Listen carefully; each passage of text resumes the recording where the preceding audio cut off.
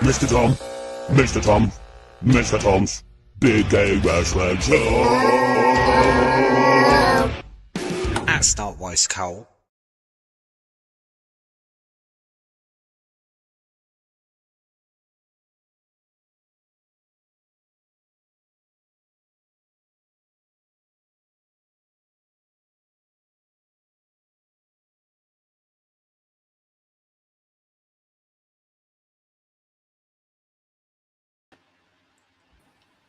Cool cats, cool dudes, and oh my god, Sam, we're actually on time for once. Welcome to episode 35 of Mr. Tom Talks Wrestling, starring Sam Greenwood, obviously, as we say every week. It's my book, folks. Go and get it. Fucking go and get it. Go and get his book. Go and get his book. It's called Slags, because he's a slag. How you doing, Sam? I'm doing pretty good. How you doing? I'm also doing pretty good, but not in the Larry David sense. But I'm also pretty good. Pretty good. Good to hear. Obviously, I hope everyone's okay. Got a comment immediately. Pink Cushion's back. How you doing, Ian? Hello, Ian. Christopher Jeffries in there immediately. How you doing, sir? Big up, Chris. Very excited. Very excited. Ian, how are you doing? Because obviously your absence was missed last week, of course. Tony's in the chat with Missile Dropkick Wrestling Show, which I believe is on Thursdays when he does it. Where can the book at? You can't can the book, but I think you can get it any good audio app. It's narrated by Morgan Freeman. Good to hear that, Ian. Good to hear that. So obviously we are here, as people can see at the bottom, we are doing the 1994 edition of the WWF Royal Rumble on Saturday, the 22nd of January, 1994. That's quite some way back, but obviously, I say that, we've gone back further, obviously. So for anyone wondered, this was the VHS tape cover, which is obviously our background. People may or may not notice or care. But also, there's a little bit of bookkeeping. I kick myself that I should have done this a lot sooner. This is the WWF magazine from January of 1994. I own this. Ooh. I don't have it now because if I told you what I did with it to ruin it, I cut it up to make pogs, wrestler pogs. I've got a pog maker. Wow. And I cut basically, if obviously I haven't got them, but if I showed you all the old magazines, it'd be why there loads of circles in the heads of people. Well, I've cut Randy Savage's head out, sort of thing. Genuinely true. Things you do as kids. That's the poster for live pay-per-view. And for anyone who was lucky enough to be there, this is the program on the night. Keep that in mind. 30 contestants, only one individual endures. We'll go back to this later. Anyway, let's see what our lads doing. I am okay, guys. What is the weather like in Norway, Sam? It is very hot now. This last couple of days it's turned nice and warm. So yeah, we're getting there now. Getting warmer. Weather has been quite nice today in yeah, I saw on the weather forecasters you're going to get a really hot weekend, I think. Yeah, unseasonably hot. I've got the fan blaring. Apologies if everyone can hear it, but no, I'm not turning it off because I can't hear it. I'm all right. Thank you very much. Tony says Tom is on a chicken high. That's true. The chicken made Tom be on time. It did. It told me. We were very precise today, weren't we? Very precise. Actually on time for once, us. Usually it's either Sam's late or I'm late, but very rarely are we both on time at the same time. Anyway, Tony remembers having lots of pogs. And Ian says the chickens are definitely higher than the hammers. 100%. 100%. That is true right there. I think Ribshot will enjoy that if he sees it when he comes in. And Rosie has said Did I miss the Thai national anthem? Oh yeah, I forgot. I didn't forget to tell you. I was going to spring this on you, Sam. We had a request from Rosie that you will sing the Thai national anthem at the start of the event. Geez, is that the actual Thai national anthem? Wow. Well, we'll have to have a go at that. I have no idea how it goes, but I mean, I can give it a go. I think it's safe to say that none of us will know if you're right or not, or even if the writing is right or anything. So, anyway. I can do it if you want. Can do it.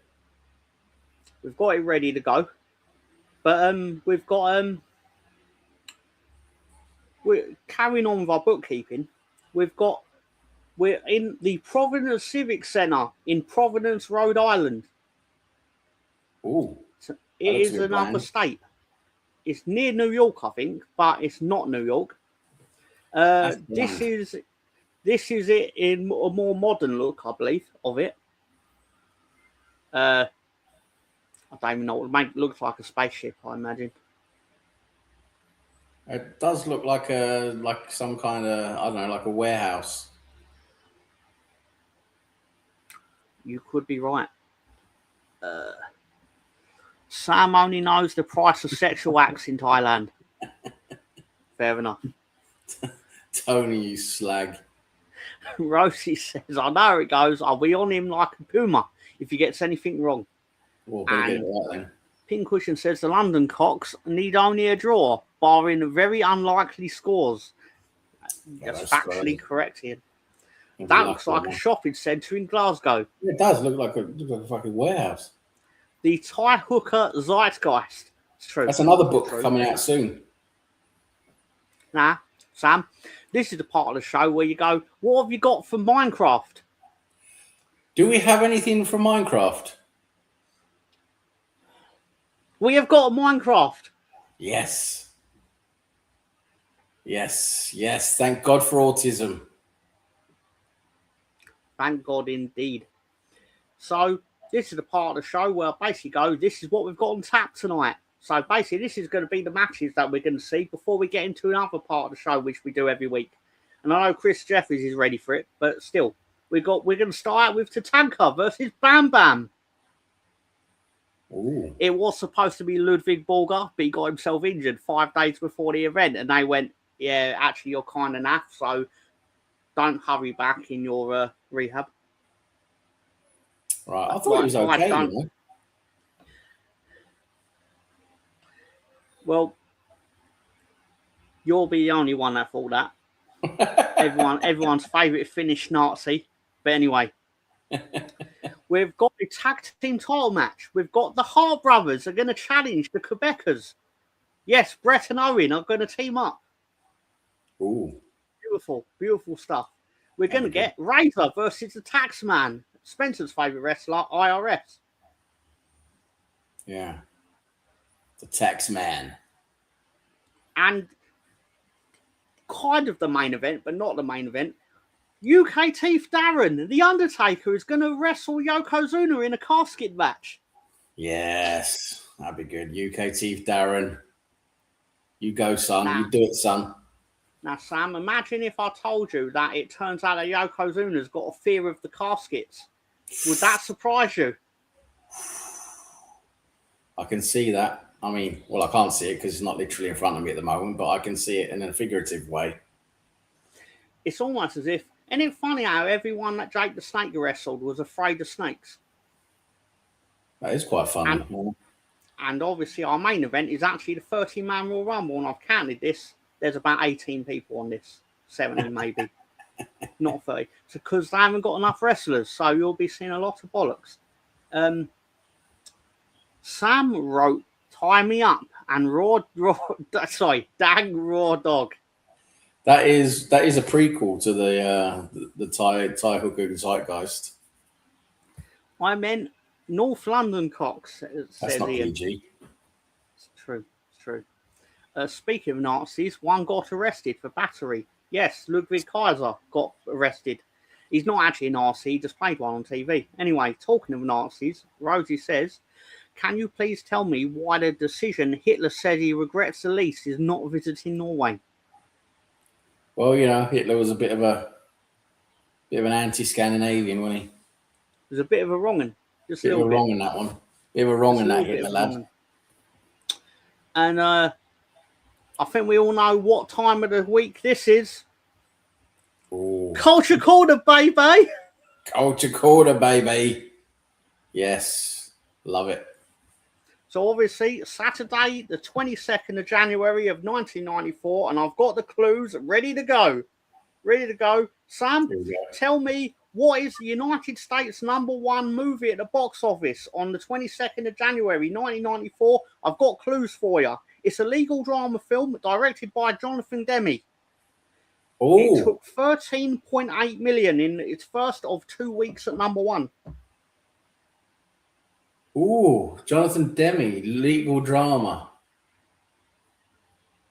Is it it's not No Way Out? It's not No Way Out. Is it what's it called? Who's in it? Denzel and Is it actually Philadelphia? Chris Jeffries is correct. It is Philadelphia. Yeah. But we've got another question from Rosie. What is pro-Scandinavian? Well, not Hitler. That's for sure. Hitler fucking slag. Baby from Tom. Baby from Sam. It's fair. It's fair. It's good, but it's not right. Yeah, I need to be better at the game show hosting aspect of this, I suppose. And hello for my boy Gary. Gary, Hi, baby. Gary. Hi, Gary. Bye, Gary. Bye, Gary. How's the family? That sounded so needlessly menacing of me. I do apologise. BX Gunner's in the house. Greetings, everyone. Very championshipy of you, BX Gunner. How you doing, sir? Big up BX champion. But let's go back to Culture Corner. In the United Kingdom, what is the #1 movie in the box office? It is an animated musical fantasy movie directed by John Musker and Ron Clements, and it took £8,663 in week 3 of its 3 weeks at #1. Animated. It's an animated musical fantasy film, technically. 94. Gary, how are you, sir? What is happening in Sacramento? Sacramento. Yeah, Philadelphia, Jose. Sacramento. Rose. Ian, you're good. Gary says the family is great. Been eating well over here. Good. That's a true mark for good holiday, to be fair. In Sacramento. Question mark from Rosie. I can't really. I suppose I can give you a clue that will end it immediately. Go on then. The answer is. Well, no, sorry. The clue is Robin Williams is in it. Oh, is it Aladdin? It is Aladdin. Right. I was going to guess that, actually, Oh, wow. I didn't actually put up the answer of Philadelphia, did I? But it's Philadelphia and Aladdin. Aladdin. Yeah, good movies. Aladdin. So in the musical portion of Culture Corner, what is the United States #1? It's a pop rock power ballad, and it was on the Three Musketeers soundtrack. Ah, fuck, I forget that. Nah, forget. No chance. Let's see if people can guess it. Rosie, you? All good, buddy. Aladdin, correct, Christopher Jeffries, well done. Aladdin. Gary says, Rosie, I'm in San Diego. Got a place near the beach. Would have been a lot cooler if you just said he was in Sacramento, though. That's code for Sacramento, that is. I've seen Aladdin in the cinema, says Rosie. What do you want, a fucking trophy? Better off giving a clue of a monkey in a carpet. I couldn't say the word monkey because everyone sounds racist.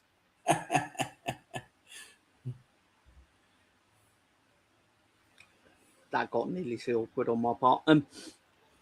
I didn't know San Diego was in Sacramento. And Chris Jeffries is actually right with All for One by Brian Adams, Rod Stewart. And one more you're missing, You are missing one.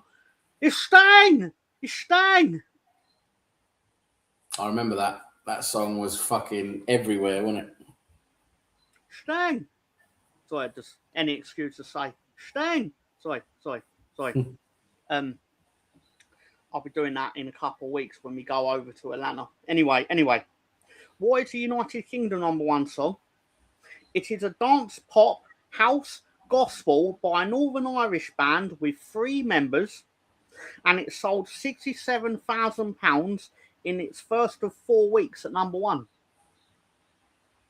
Fucking hell, I've got no chance. I actually don't know, Rosie, to be honest. Let's bring up the photo. It might well be. No, that's Kiefer Sutherland, that is.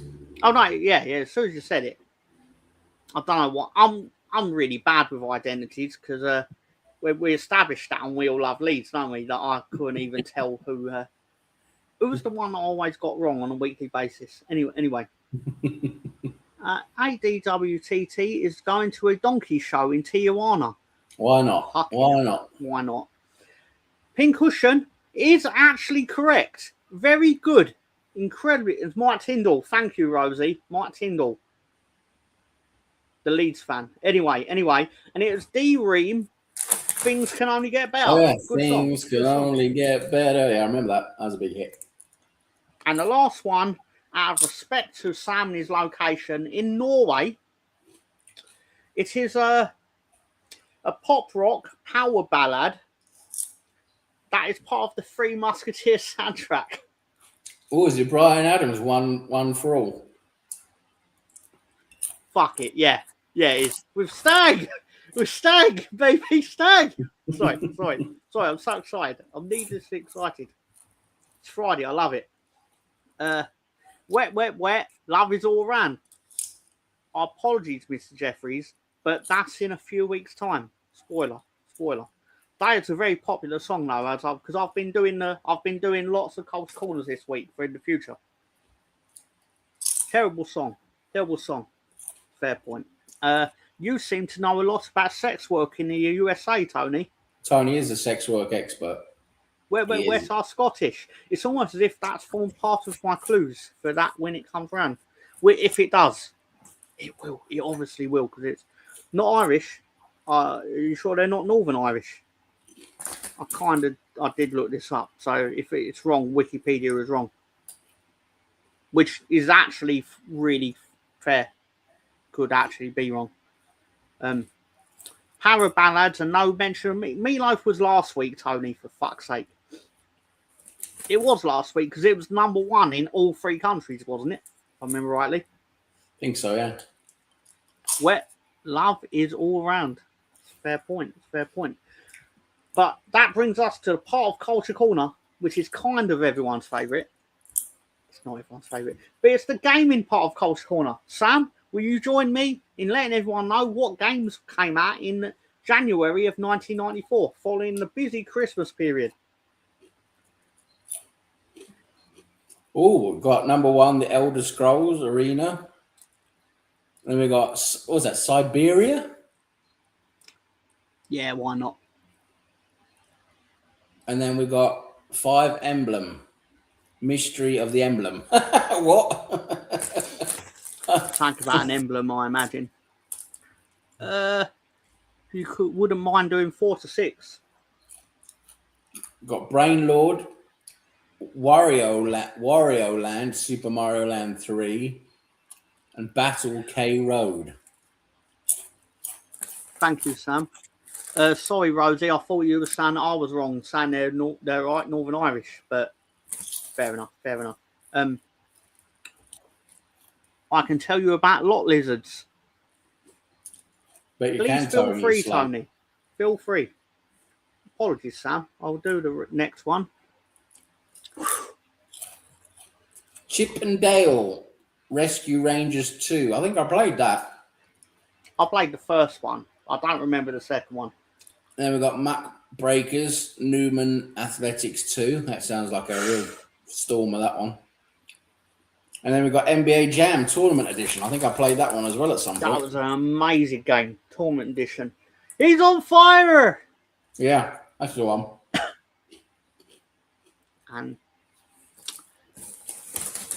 we got Lester the Unlikely, General Chaos, and Pop and Twinbee Rainbow Bell Adventures. do you know what's more unlikely than Lester the Unlikely? Is someone saying that Lester the Unlikely was a good video game, because it wasn't. It was not. Lester the Unlikely, never heard of it. Then we got Ray Force, Super Battle Tank 2, and X-Men.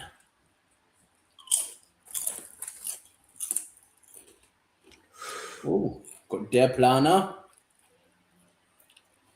That sounds like a Hitler game. And then we've got the Blue Crystal Rod. The Blue Crystal Rod, that doesn't sound PG. And then we've got Yu Hakusho Tony would play. You guided, yeah.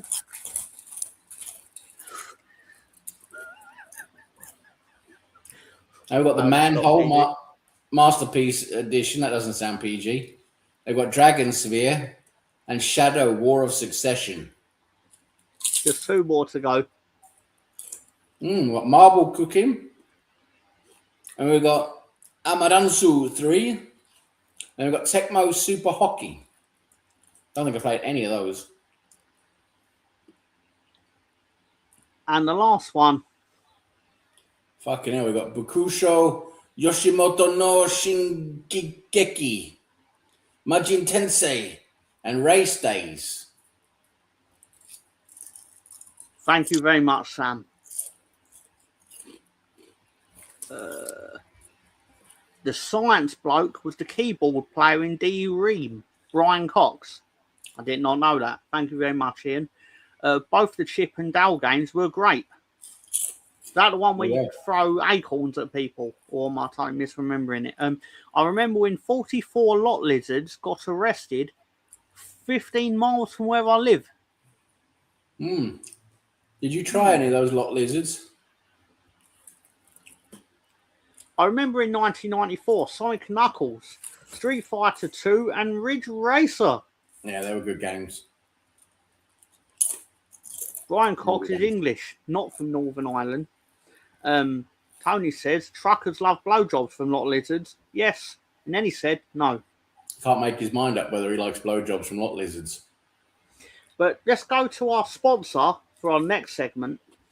Sponsored by Sam's sponsor of the week, Lactulose. Or Lactulose, whatever it is. Sam, what crisp will Sam choose this evening? Well, I'm glad you asked that, Tom. Because I got the World Cup merch crisps out. Them good with the Norwegian players on it for the World Cup. And these are basically just straight salted crisp. They're really good though. They're really nice and crispy and tasty. Got the World Cup. The World Cup crisps. I suppose a fair question is: have the players on that cover have they actually been selected for the team? Yes, all of these players have been selected. The reason I say that is because I suspect that in the sticker book that got released like 2 weeks ago or something like that, they've got an England squad, and I bet most of the people in the sticker book are not actually on the plane. Yeah. The England squad's a bit bonkers, isn't it? Sonic and Knuckles was great since you could put Sonic 1, 2, and 3 into the cartridge adapter thing. That's true, you could. A lot of lizards love blowjobs from some truckers. See what you did there, Ian. The originator of UK Teeth Darren, so he will always get that respect. Steiger was always ahead of its time. It was. I mean, I can argue quite a few things as to why it wasn't, based on the fact it was ahead of its time until PlayStation came along and just completely killed it. Until it decided that they were going to sell the Sega Saturn for about $400 and then release it immediately, and then didn't tell the retail stores that they were going to plan to do that. And then Sony came out the next day and went, yeah, we're going to sell the PlayStation for $299. And it was like, well done, you've just killed Sega Saturn instantly. Anyway, so all that being said, I suppose it's now time for the the Thailand national anthem, if you don't mind, Sam. Right, here we go. I've been training this for ages. Pratetaruam nuacha chuatai. Pempracharat pantai kong kai tung kai suan. Yudam rong kong wadai tang muan. Dua taluan mai raksamak. Kitai nirak sang kapap. Tai tung rap mai klat. Ekarata makrai kom ki. Salalu watuka pencha pli.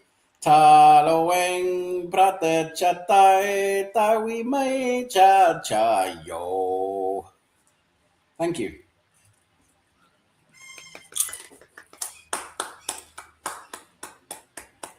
Thank you.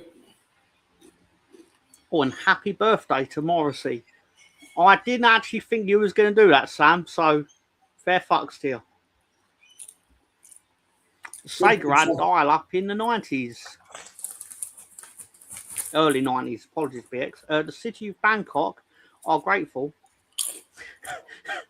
This kind of said, Sam's not using the right offensive accent. Do it again. And that was absolutely spot on, says Rosie. Well, Rosie's the expert, and Rosie can verify that I got it absolutely correct. So I think that's good enough for me. All right, it was good enough. It was good enough for me. Join us next week where we do the Nepalese national anthem. Oh, that'd be a good one. I only say that because I've already got the lyrics. I don't know what we're, but saying that anyway. So obviously we'll be doing when Ian's ready, because Ian is essentially the taskmaster. But if Ian lets us know when he's ready to go, and Ian, let us know when you go to an advert, because we will pause it when you go to an advert, because you should not be behind when we're watching it, because it's unfair on you, because you actually go along with it in watch-along terms. Yeah. Ian, are you ready? Start your engines. Beats Gunner's loving it. He's loving something. Well, the Thai national anthem is incredible, isn't it? Arguably, I hope that comes up in the shorts that I tend to put out during the week. I hope they decide. AI might decide that. Where is Ian? Is he having a wank? God bless that man.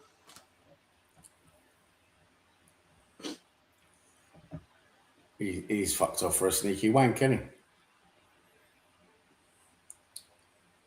Terrible behaviour. Terrible behaviour. Tony has asked, could Yoko actually fit in the coffin? We might find out tonight. Suppose they can make one big enough. More importantly, are we going to get the return of Woodshop Darren, UK Teeth Darren? Because I believe we got it when he wrestled Kamala. And we got him in the woodshop making the... we did. We saw him making it, yeah.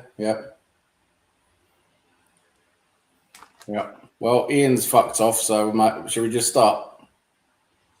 I think we should. Right. Got it on 1 second on Netflix. Let me... Make sure you haven't got an advert first. I don't think I've got an advert first. I've got it on 1 second. Right. The countdown begins. 3, 2, 1. We're off. Here we go. I've got the Thai PM on the phone. He wants to know why there's a Norwegian man singing about having 3 testicles. I bet he wanted to book me for their next National Day of Independence or whatever. It's time to rumble. We're live in the Providence Civic Centre in Providence, Rhode Island. It'd be like if you called the stadium the London Stadium. Sorry, what? The London Stadium. What an imaginative name that is. Creative. Sorry, I was distracted. All good. Well, Ian, we've only been playing it for about 12 seconds at this point, so we're all good. No problem. We've got Vince McMahon. But he's on his own. He needs a commentary partner.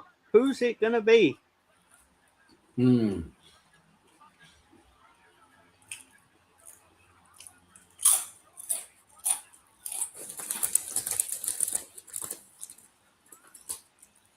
Who's he got?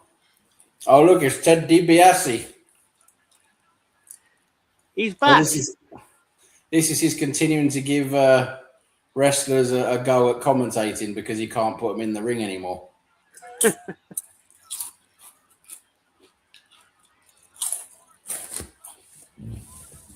Ted's back, baby. He's fucking massive next to Vince, to be fair to him. Which, in hindsight, makes you wonder how big Hogan actually is. Yeah. Beard Gunner said, I just read that Scandinavians don't eat salmon. What do they know the world doesn't? Scandinavians don't eat salmon. I don't know what you're reading. We fucking love salmon.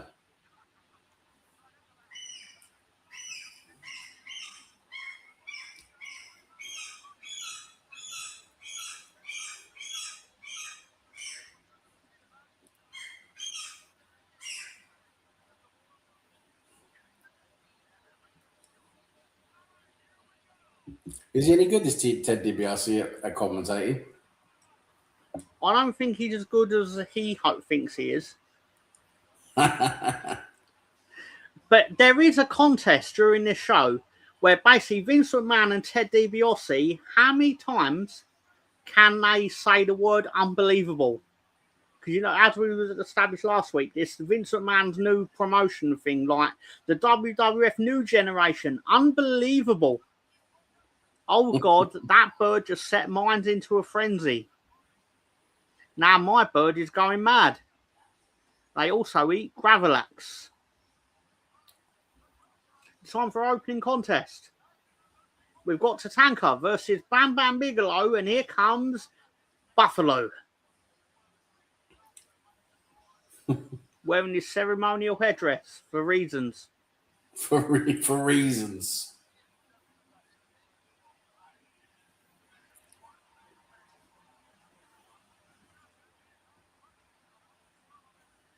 And his opponent is Bam Bam with Luna.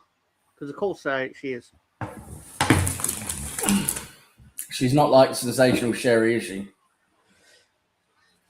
She's not as fun to watch, I'll say that much, but she plays it well.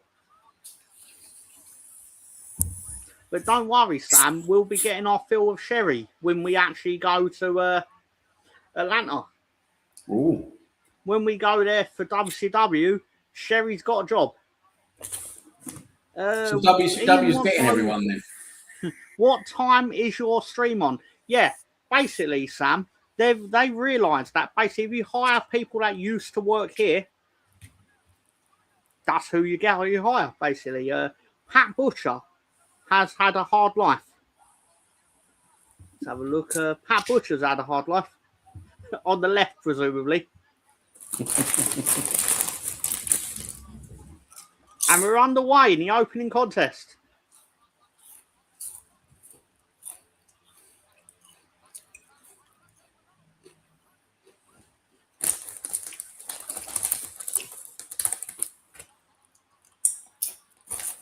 Fucking Sawanka. They're not fucking around.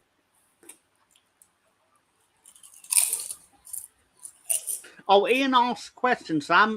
What time is your stream on? Oh, okay. I'm on 5:26, 5:27, 5:26, Ian. 5:31, 5:32.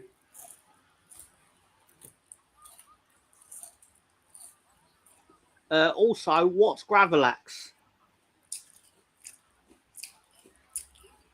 It's called Gravlax. It's a traditional Norwegian dish.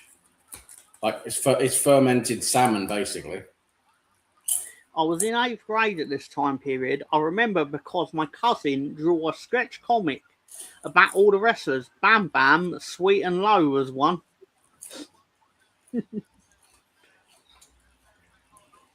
He's deceptively agile with Bam Bam for a big fella.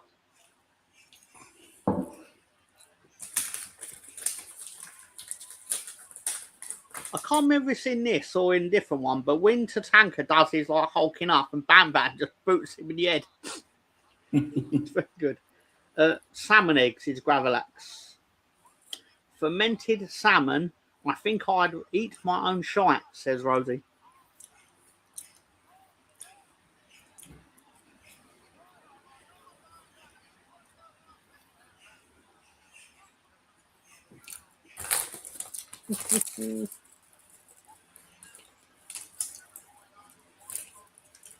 Tawanka's kicked him in his face.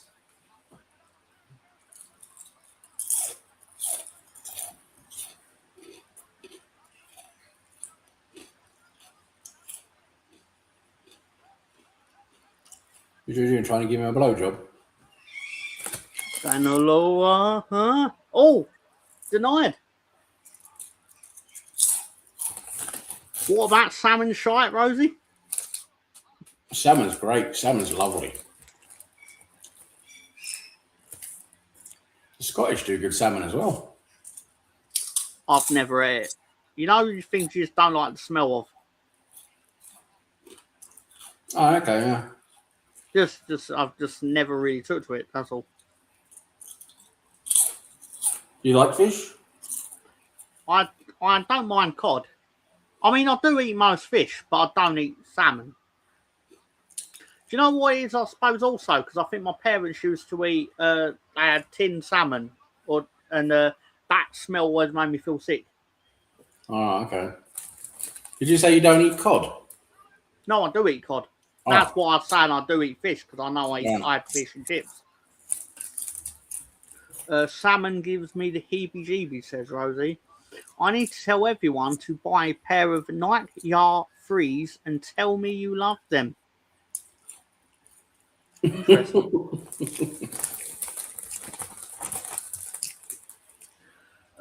I cook it for Zach, but the smell gives me the fear. Tastes lovely though.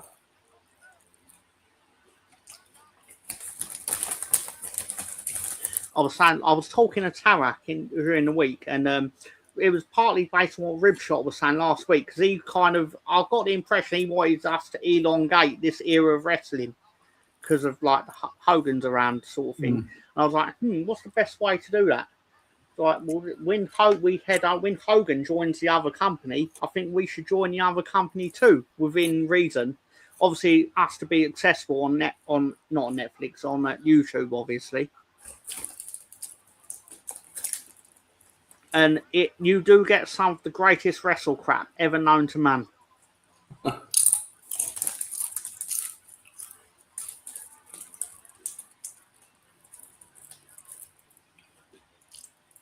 Stuff that even Vince McMahon would say no to. And you know Vince McMahon doesn't say no to much because he has no. I was going to say stuff he says no to. That must be over the top. Zach has arrived at the holiday I got him for him and his girlfriend.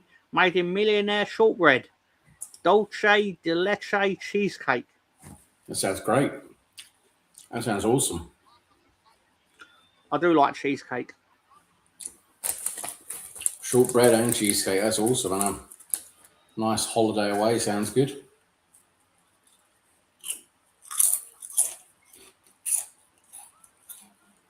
Bam Bam is currently trying to hug Tatanka's nipple.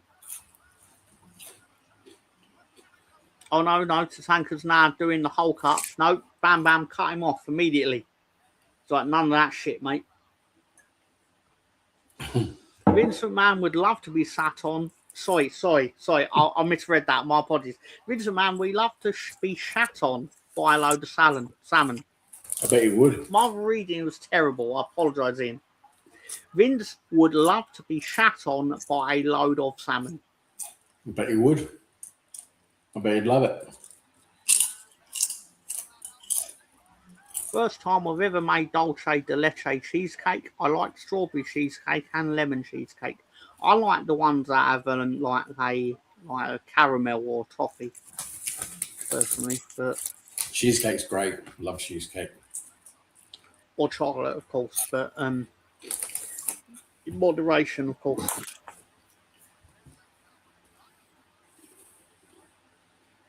Oh no, Tatanka's hulking up. You find a lot of wrestlers are now doing the Hulk up because Hogan don't work there. he just back kicked him. That's exactly what I was thinking. He just boots it with the back of the head. It's beautiful. Dulce de leche is very similar to caramel, Tom. Awesome. I like the sea salt caramel cheesecake at my local cheesecake factory. If I was in America, I probably would head for the Cheesecake Factory. Yeah, Cheesecake Factory in America is very good.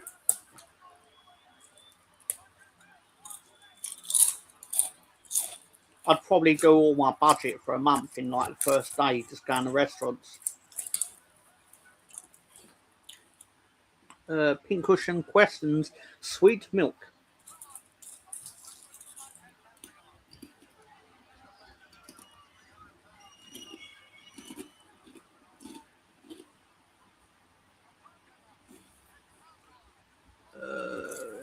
See how long this one lasts. Oh no, fair enough.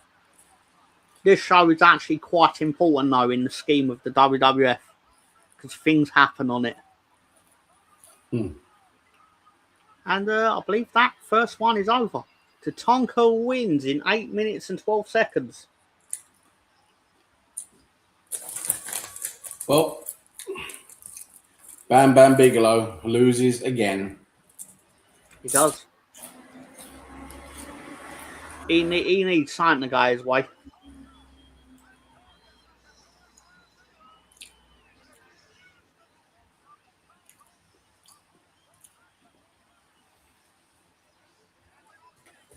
I noticed he stopped dyeing his hair. He has, hasn't he? He used to have like a big red streak through the middle, but he seems to have stopped doing it. I don't blame him. But now he looks like we're now in his face where he increasingly looks like a knacker on a weekly basis. Getting our celebration from our winner, Tatanka.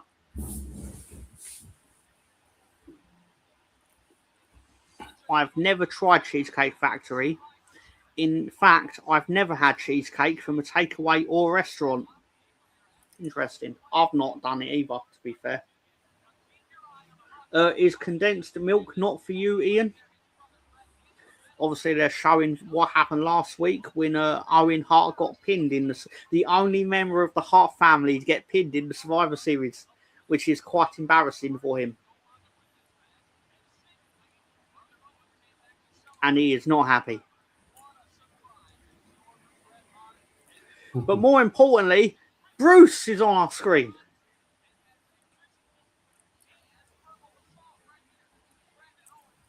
Correct, Rosie, says he. I fucking love Bruce. Bruce is the best. In the way that he's obviously not the best. He's the best. Did I miss what snack Sam has? I believe you did. So, Sam, if you would not mind answering the question for Rosie. I got the World Cup crisps for Norway. There they are, the Norwegian lads. They're just basically salted crisps. They're really nice, actually. Got nice, good, crispy, salty flavour. There they are, the Norwegian lads. So the World Cup merch. Milkshake. I love ice cream milkshakes. Oh, yeah, I don't mind them. I love milkshake. Oh, just before Christmas, Owen Hart has openly challenged Bret Hart to a fight. Milkshakes are awesome. Those crisps look lovely. They are nice. Bret wearing his Ico Pro t-shirt. They're still shilling it, even come 1994.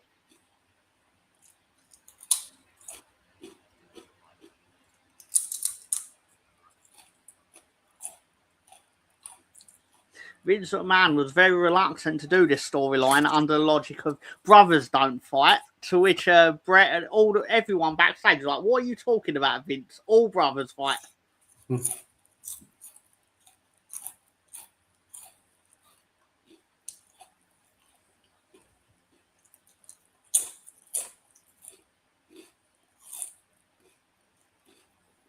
But Brett, he flat out does not want to fight his brother.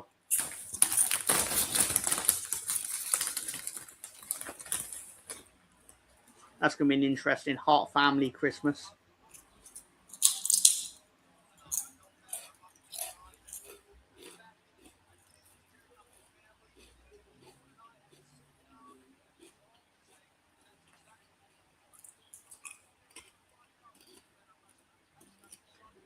They've patched things up over Christmas, though, and they're going to be a team going forward. Bret Hart said, from now on, I'm only going to be tag teaming with my brother. I was like, that's fucking absurd as a statement. You were the world champion, mate. What are you doing?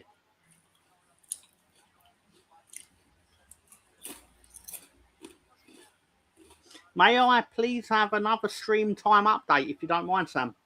Fucking hell. Ian, you slag. 1720. 1722, 1723. It's basically Brett and Owen on camera, and Owen is basically implying it doesn't really matter who could beat the other, while implying heavily that he would win.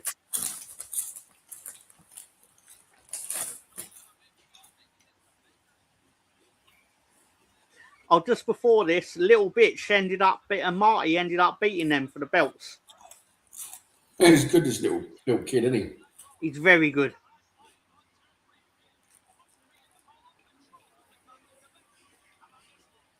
Little Bitch and Party Marty beat him. Party Marty. Thank you very much, Sam, says Ian. Even You're Savage welcome. gets in to celebrate.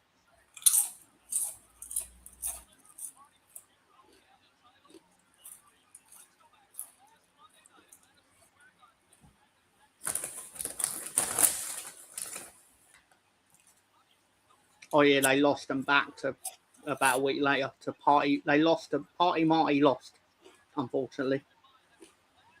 It would have been a lot better to have Party Marty and Little Bitch versus the Hart Brothers. It's like, why didn't you do that match instead? It would have been far better. I agree. That jacket looks stupid, doesn't it? Brett with the look of a man who someone's told him that Bill Goldberg wants to be in the NFL.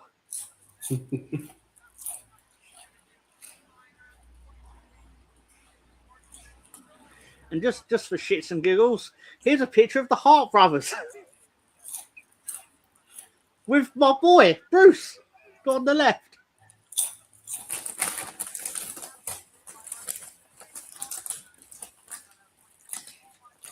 That is a gang, isn't it? That's a big gang.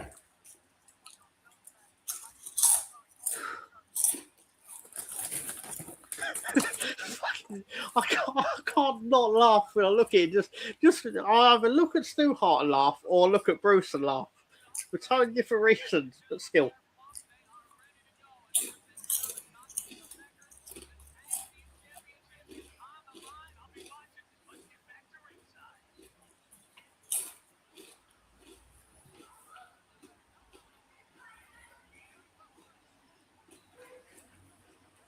Here comes, if you like the Mountie, you've now got two of them.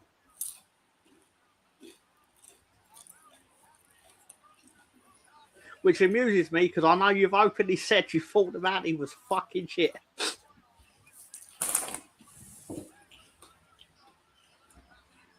And the coincidence, they all auditioned for the role of Phil Mitchell.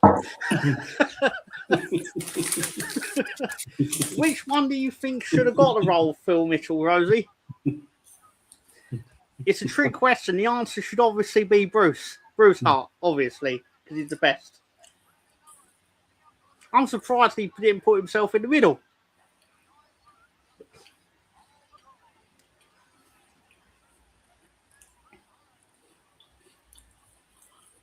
Who's this guy with the fucking golf club? His name is Johnny Polo. He ends up becoming a wrestler. Quite a good one, to be fair. But not here. Oh, look, the Hart brothers are out.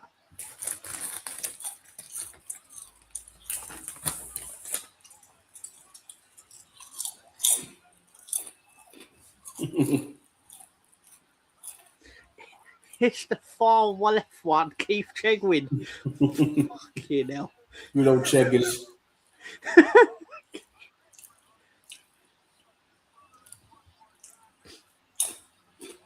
I just can't believe that man sired all these children.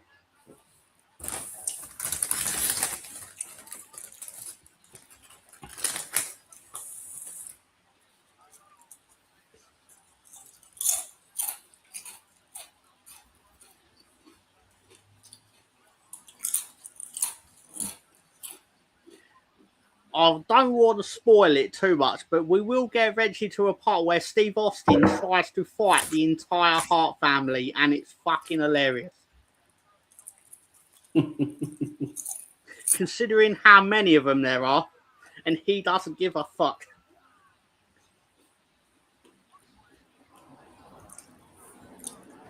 Sorry, not Keith Chegwin, Sue Thompson, when she was in Brookside. Sheggers plays cock. Good old Cheggers. It's the entrance of the Hart brothers, of course. The Hart brothers.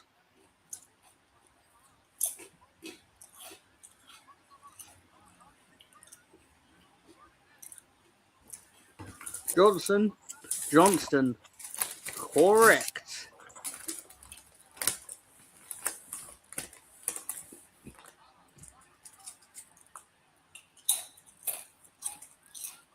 We're underway, and probably best if I actually change that in the form. But yeah, we're underway. The Quebecers versus the Hart brothers. Let's see how it goes for Brett.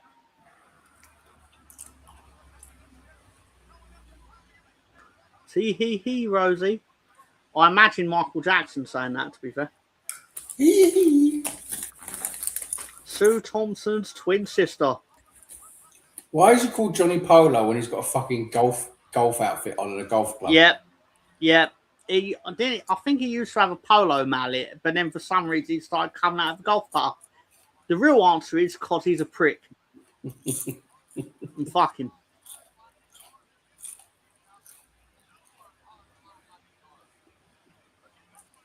Oh, Owen Hart doing some sexy moves there. Yeah, he does some good moves, doesn't he? The one that the Canadian that's in the ring right now is still wrestling today in 2026. Jesus. I think he worked in TNA recently. I play golf and polo exactly the same way, to be fair, and that's not at all.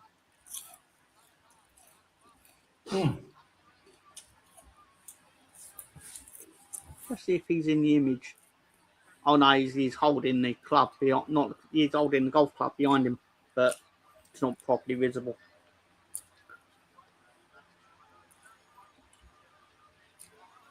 I think it's time to crack open the cream soda of the week. Yes. Delicious. In honour of the Thailand national anthem, thank you, Sam. You're very welcome. I did the fantastic nation of Thailand proud.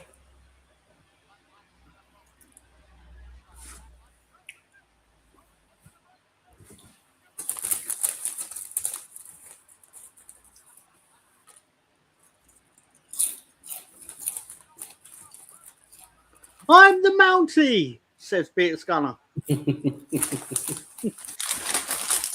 To be fair, BX, he probably is saying that in this situation.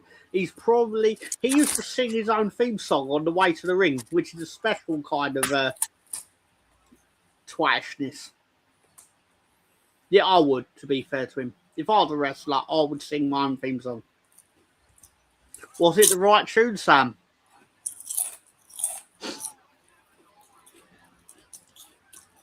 It was an incredible. I did an incredible rendition of the Thai national anthem. I'll be the first person to agree.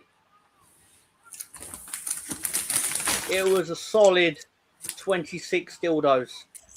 Oh, that's a good score. I mean, that's a maximum score. Out of 26 dildos. I don't know why I said 27. Very silly of me. Brett off of Brett's rope. Impressive stuff, Brett. It was like standing in Suk Hot Thai. Took me right back. Took Rosie right back to her days in Thailand. I wonder what Rosie was doing in Thailand. Probably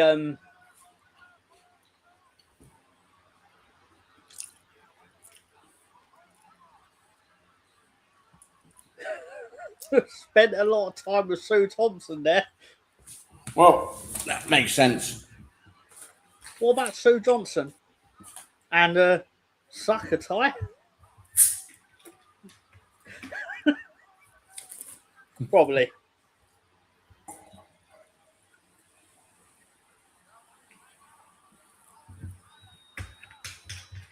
Building bike sheds. What else would I do there? I would never cast aspersions like that, Rosie.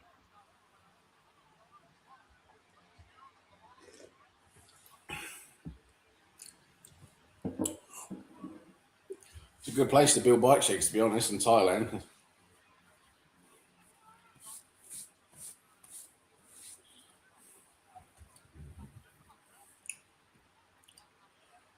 Like how he pours water on the back of their heads.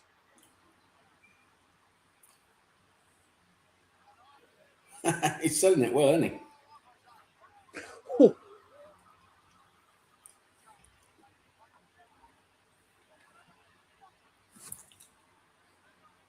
Basically, Brett is battering both of them.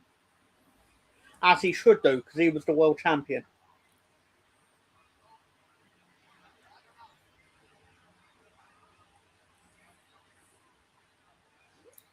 Pink Cushion with a big claim here. Sam is the new Thai melody maker. How did he know? How do you know? I must have given it away with my incredible performance of the Thai national anthem. Must have given it away. Vocal range. Rosie says, I learned Japanese in Thailand. Did you? I see no reason to disbelieve that, Rosie. No reason at all. That makes sense, to be honest. Yeah. I can't pick holes in it at all. It's not sound logic, isn't it? Yeah.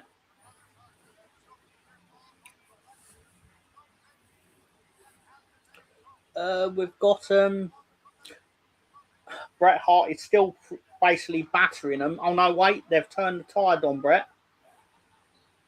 Bret kicks out because it's still real to him.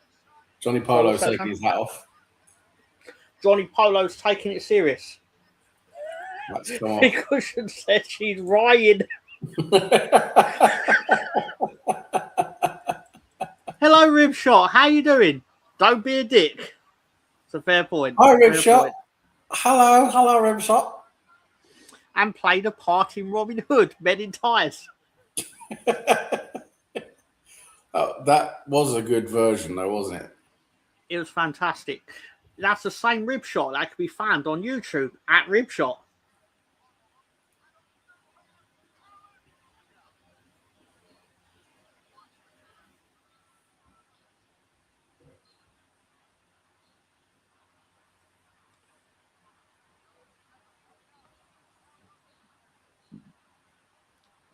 Excuse me.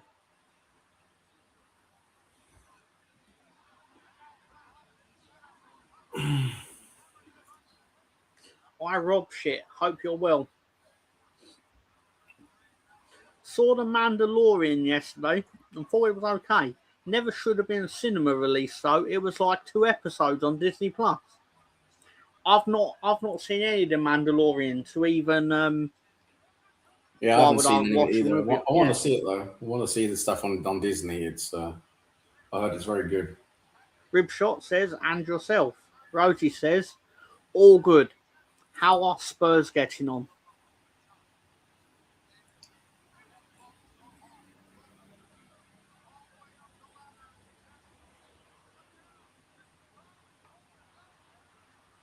To be fair, Ribshot, you only need a point. I think you're going to get it. Oh, wouldn't it be great if Spurs are going down? Spurs are going down, down.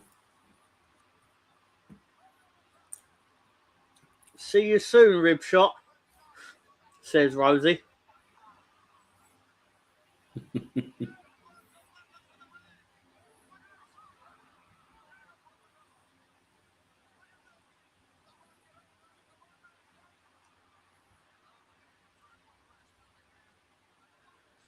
Owen Hart is now battering the Quebecers, and Bret Hart's in there.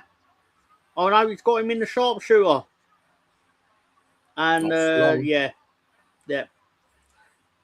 Terrific maneuver. Doesn't have the same ring to it. Like, what a maneuver, as Vince McMahon would say. Shorty B.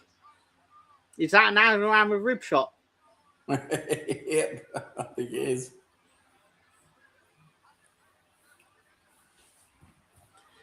As I said earlier, though, Tony, Vince McMahon's thing on this show is that whenever something good happens, it's unbelievable.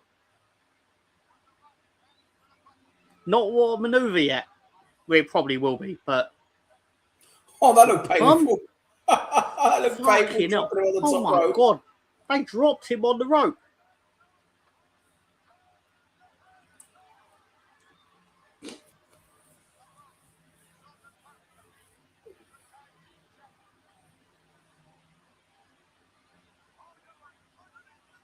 It's been quite a good match, to be honest.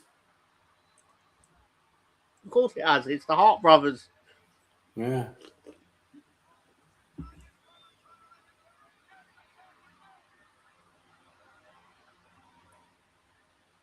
And tags in Bret, and it's only going to get worse for him.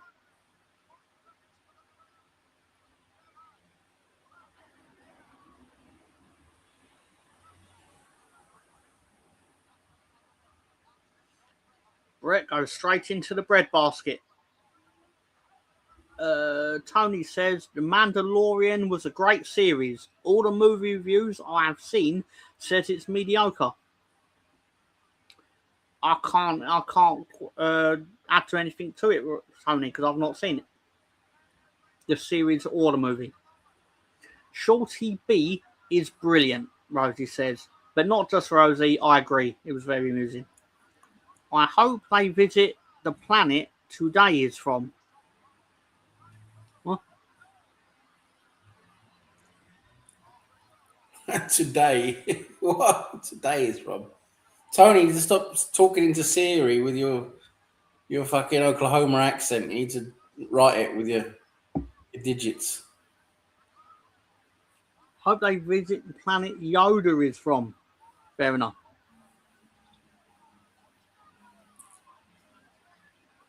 Isn't that the planet that's in the Empire Strikes Back? One of them, Return of the Jedi, one of the old ones, obviously. Fucking weird autocorrect. Fair enough. It knows when you're saying fucking weird, though, doesn't it? Tony, I have an embolism reading your messages, says Rosie. Siri hates my Oklahoman accent. Yeah, I think she does, because she doesn't, I mean, it doesn't come out right, does it? Do you ever ask anything to Siri and then Siri just turns around and goes, fuck you? Fuck you, Tony. That's what she says. Has it actually learnt? Has it become sentient enough to tell you to go fuck yourself? Oh, big turning point in the match. Bret is hurt. He's actually doing the Peter Griffin meme of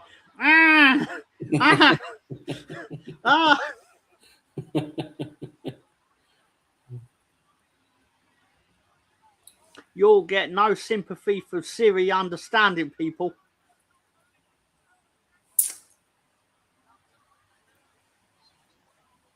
I believe Brett fell out of the ropes. My cousin and Siri have a love-hate accent. Love-hate accent. What are you fucking talking about?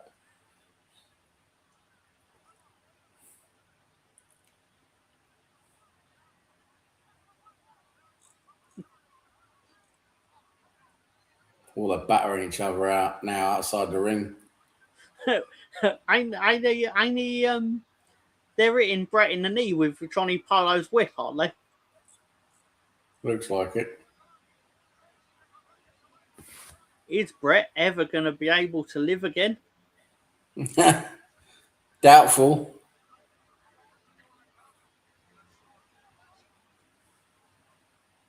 Not that I would ever tell anyone what to do 32 years after it happens, but just throw the stairs at his legs.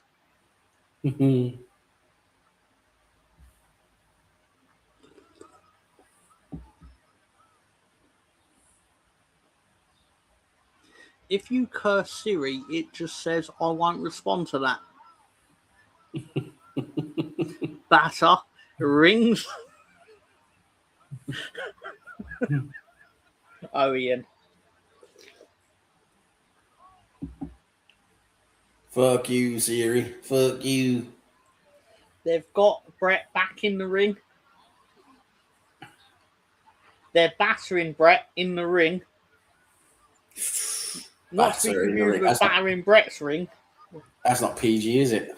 Not PG ring at battering.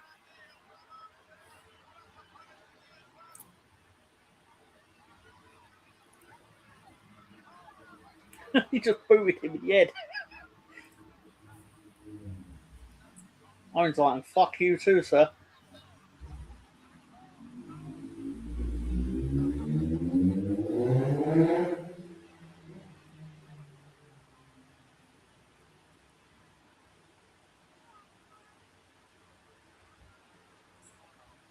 Homemade battered onion rings. Now you're talking.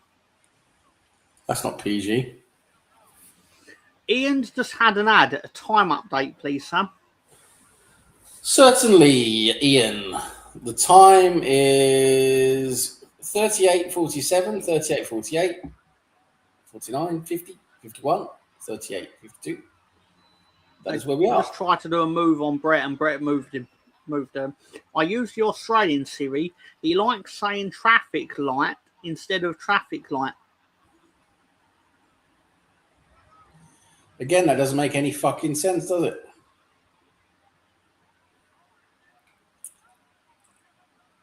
I assume it was a different way of saying traffic, I'm guessing. I mean, that's the same thing, isn't it? Yeah. Tony, are you on drugs? Are you on drugs? Time sir? on the screen, Ian, 1994. The match got Bret Hart actually tried to do the sharpshooter, and he couldn't do it because of his injured leg. And I believe the referee has waved it off. The Quebecers have won via referee stoppage at 16 minutes and 48 seconds. Submission from Bret Hart. They've awarded the match to the champions because Bret was too injured to continue, apparently. Because if I remember rightly, Owen had the chance for Bret to tag him, but then Bret tried to win himself, and it didn't work for him. Like I used to say, I like shoes instead of saying I like shoes. 19 minutes and 94 seconds. Tar Rosie. That's pretty good. Owen looks thrilled at this turn of events.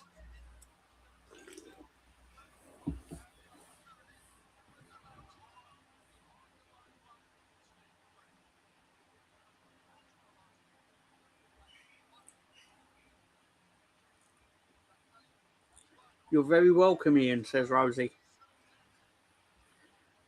Pedo Phil can't do a sharpshooter His teenage wife does it much better. He's insulting CM Punk.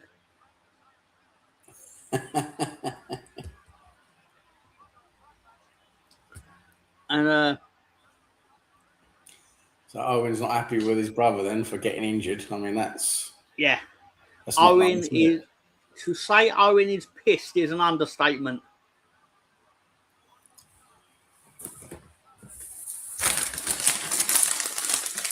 Russ is ashamed of pedophile sharpshooter.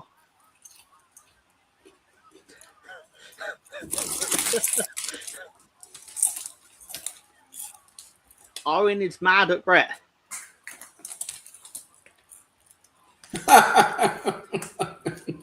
Owen just kicked him. Owen is really mad at Brett. He kicked his own brother.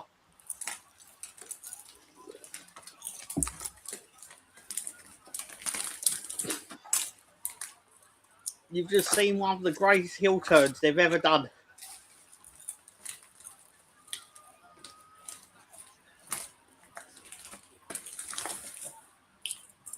Ted DiBiase is absolutely loving this, if I remember rightly.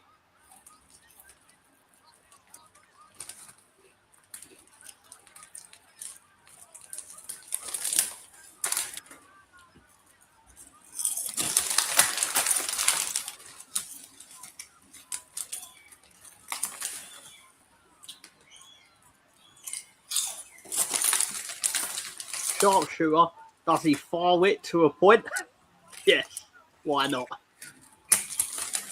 Oh, Owen leaves and he gives that to the camera. All Brett had to do was tag him.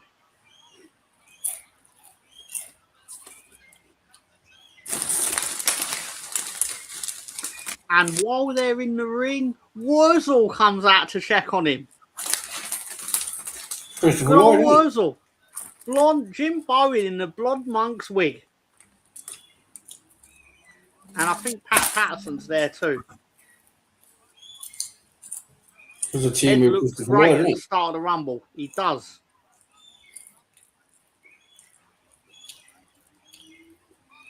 Oh, here comes Raymond Rougeau for an interview. What would you... Sorry, I've got this written down as Cunt Rougeau. Cunt Rougeau wants an interview. He wants to interview Brett while Brett's laying on the floor with a broken knee.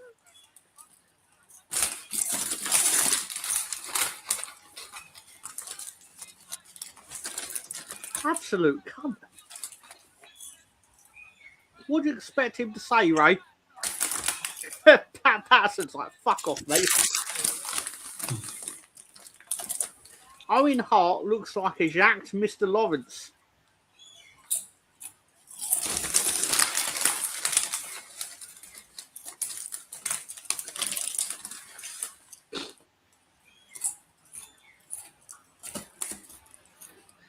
Last time I saw the gurney be put at the side of the ring, didn't Bruce Hart jump on Jerry Lawler?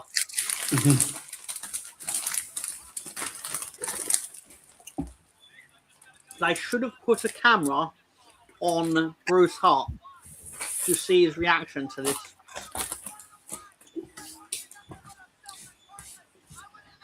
We've got Owen Hart cutting a promo backstage.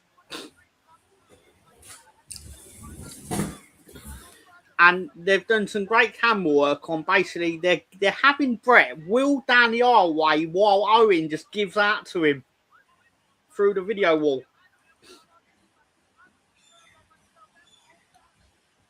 It's time for an Uncle Pat story.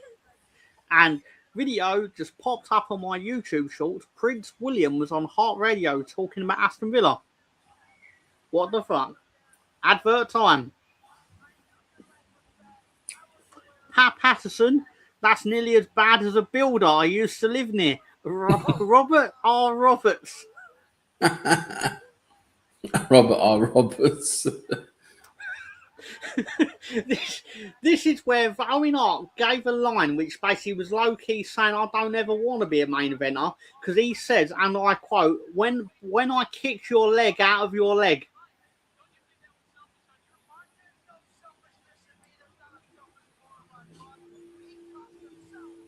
He's adamant that he lost because his brother was too damn selfish. And that's why he kicks his leg out of his leg. All you had to say was kick your leg out from under you. That's all you had to say, Owen. You had one line. And you fucked it up. Poor Owen. How far away are we from him dropping from the ceiling? 5 years. Ah.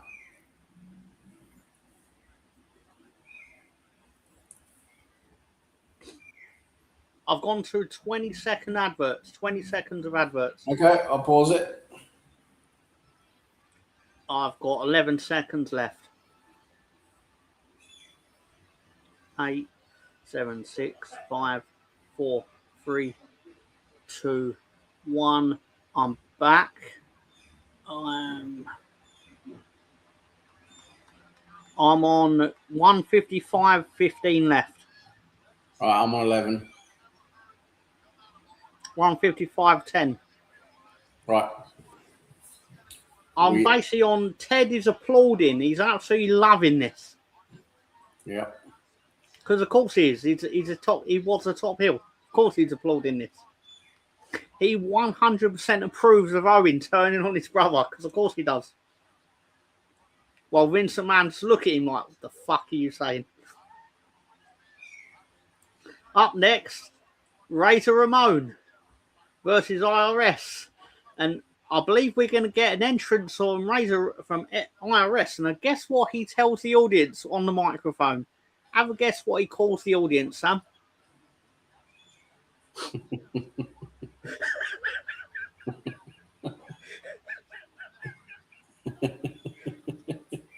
You tell me.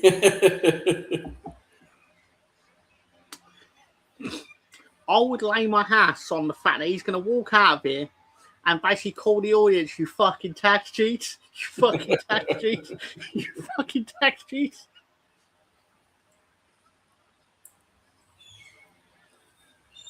Look at this. Isn't this nice? Every tax cheat in the state of Rhode Island. Imagine my shock. Fucking... This cunt does it every fucking week. And every week, everyone boos. Even the kids. Those kids have not paid 1 fucking cent of tax. But they boo this man. Yeah. They know he's a baddie. It's incredible. That's Owen R. Shyster, otherwise known as IRS.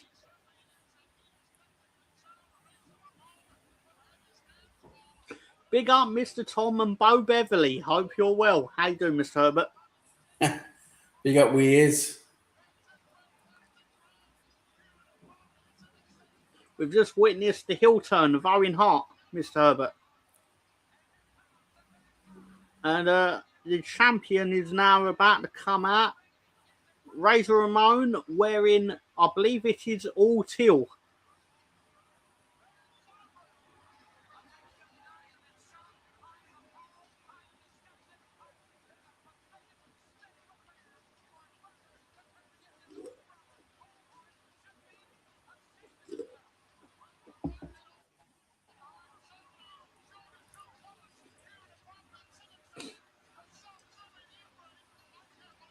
I do believe the commentary team has changed for this one match. We are being joined by Gorilla Monsoon and Jim Ross, I believe. Or is it that radio thing? Yeah, to give Vince a bit of a rest. What they should have done was just kept it as them commentating, because they're obviously a lot better than Vince and Ted. Yeah. I remember that, Mr. Tom. And Rogie says he's come dressed as my living room 20 years ago. Unfortunately, I wish Rosie was meaning Mr. IRS. Because can you imagine if Rosie's living room 20 years ago screamed, you fucking tax cheats, you fucking tax cheats.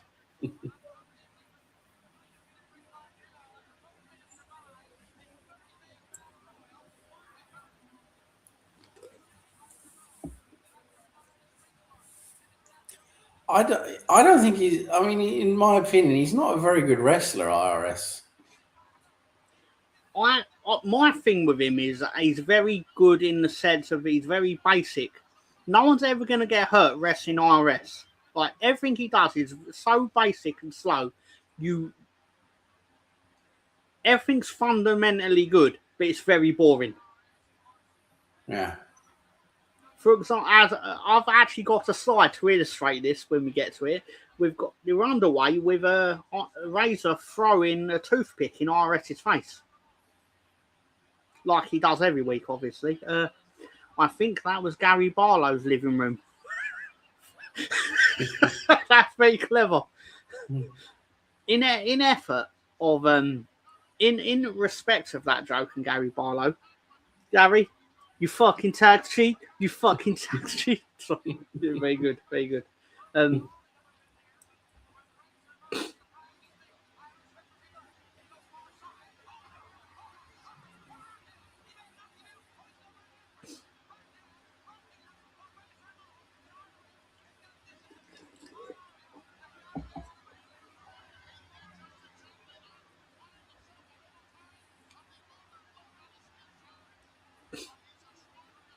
What we got here? Ian, IRS, I wrestle shyly. Right. That's very good.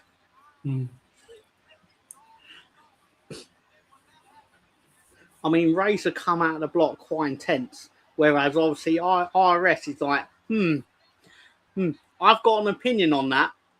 I think I should slow it down. I should slow it way down. Yeah, he's just standing outside of the ring, just doing fuck all now. Rosie says, does he want it back for good? Very good. Very good. I wonder if that will turn up on Culture Corner. Oh, yeah, we're getting into the fucking take that years, aren't we? Yeah.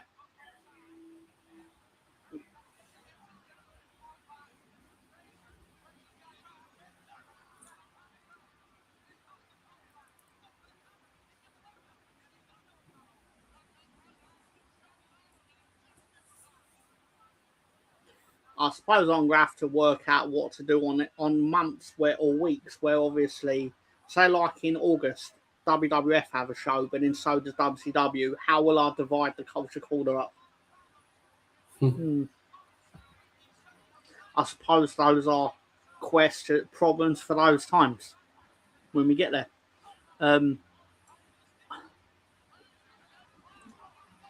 IRS took what you said personally, Sam. He was like, I'm going to try and excite Sam. I'm not boring.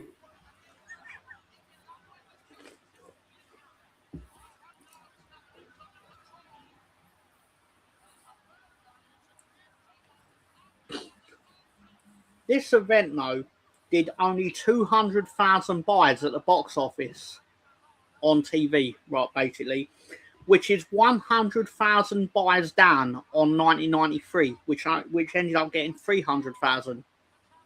Yeah, it's not good, is it?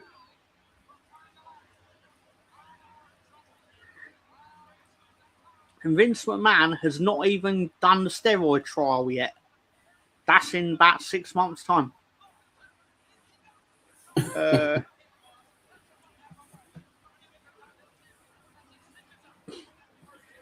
When now, it makes me think of when Now's had Vince McMahon in court.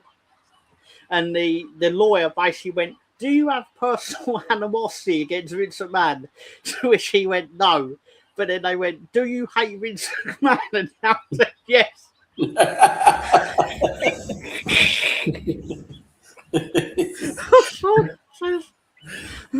That's a brainy guy right there, isn't it?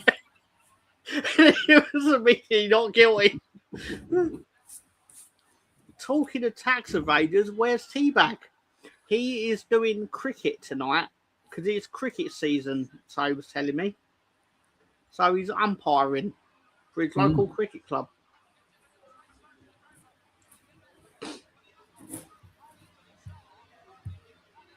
He was also quite pleased when I told him of my plan to go over to WCW, which will obviously, like a side effect of that will be elongating the new generation, so he won't miss as much of it.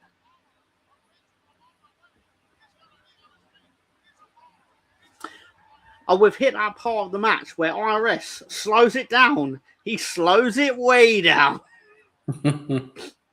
I do like how he put his legs on the ropes, though, to try and add leverage. I don't know the science of it. I don't know how that makes it hurt more. But in the kayfabe of wrestling, it does make it hurt more. Right. I don't know why. It just does. It's a special tactic. Oh, he's about to do it. I jumped the gun on that. But you notice how he does it, and Razor then immediately started kicking his legs like, oh, now it really hurts. He's dripping sweat all over him. Is it true that IRS is probably the most sweaty wrestler ever? He's up there, isn't he? He's up there. I know he's like in the tie and slacks and all that. But how... He looks like he's been wrestling for an hour and he's been in there for about 5 minutes. The state of him. When I was a kid, though, I loved seeing him get beat up. Yeah.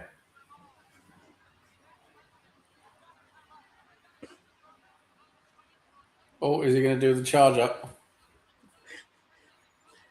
The other thing about wrestling that has always amused me is why is being in the move longer making you stronger? Like, surely you should get weaker the longer he has you in that chokehold. Yep. Like, you should not be able to attack him now when compared to 2 minutes ago. I know the real reason is because he's resting, but let's pretend it's real sort of thing.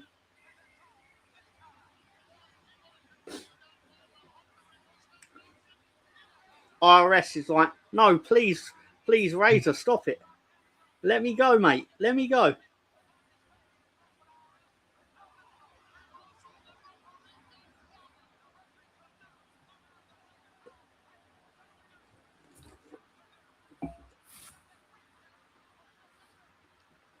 Oh, Razor, he wanted with Razor with his briefcase. Denied.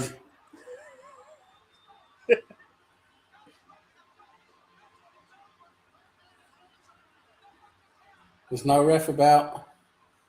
There's no ref about. The old classic ref is out of commission. He looks over at the ref and goes, you motherfucker.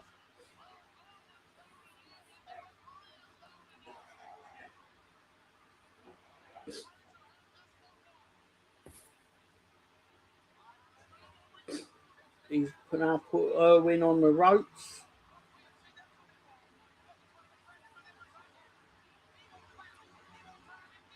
I bet that didn't tickle.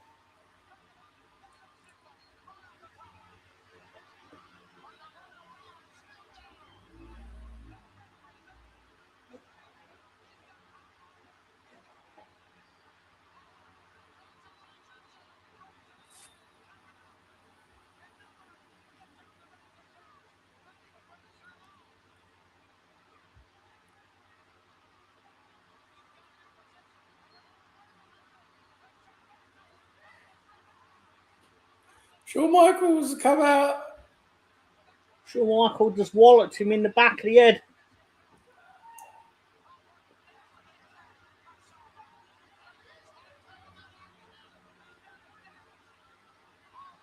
I liked it when it randomly produced the shots. One of them was literally, Sam doesn't like Shawn Michaels. I was like, got to use that one.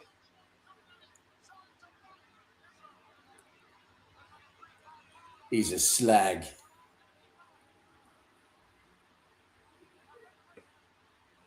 Because in real life, they literally stripped Shawn of his belt because of he failed a drug test. And they put it on Razor So they're doing the storyline where Sean's turned up with the belt because he's not acknowledging that he lost it. But Irwin's up. No, he's down again because he's a bit sweaty. The sweat's weighing him down.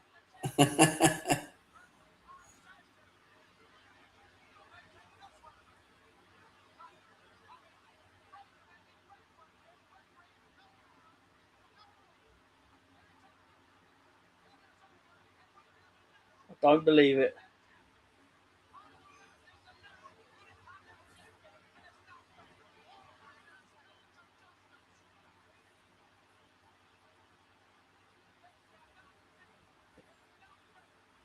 Irwin won. Well. Won.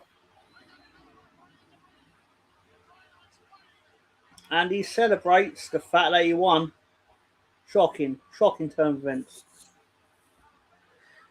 Has a wrestler ever died from injuries? Yes.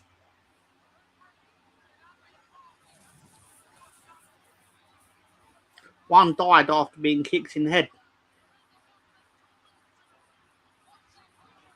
Oh, wait a minute. Hebner come in and grassed up IRS. So, Razor's up. And he's basically attacked RS. And Razor's got the win in 11 minutes and 30 seconds. Because Shawn Michaels is a fucking idiot who left the belt in the ring as the evidence that he attacked him. Because he's a fucking idiot.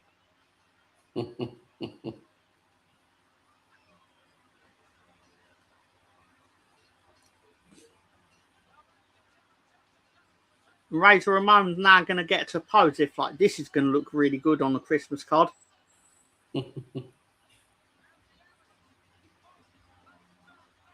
Did they play well? Ain't that a kick in the head at the funeral? They probably should have. It says scripted idiot.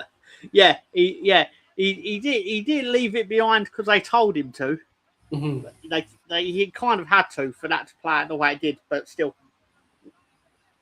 He is an idiot still. And we now go on to Woodshop Taker.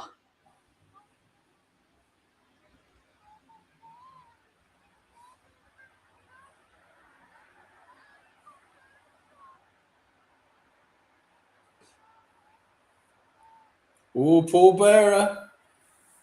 Paul Bearer, love him. He's in the workshop. He's doing woodwork. It's Woodshop UK. Teeth Darren is back. He's doing his woodshop. I love it.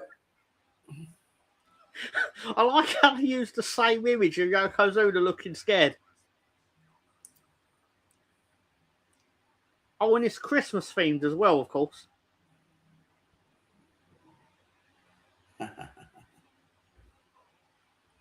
I just have the same clip of him looking around, terrified.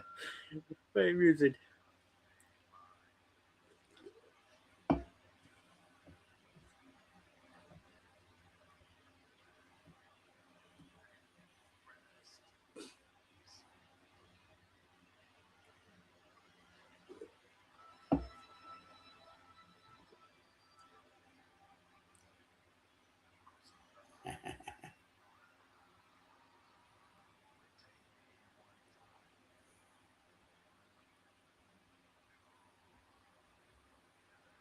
How much wood does a woodchuck chuck if a woodchuck could chuck wood? It's just one of those very difficult questions to ask, isn't it? It certainly is. Well, there's the tennis racket, man. Yep, Jim Cornette's back.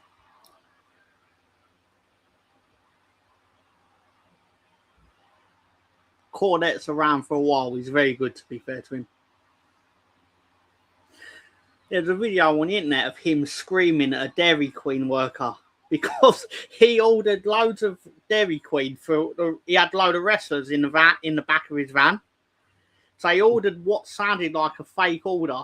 And when he went back, like, where's our order? They went, we actually thought you were a bunch of kids playing a prank.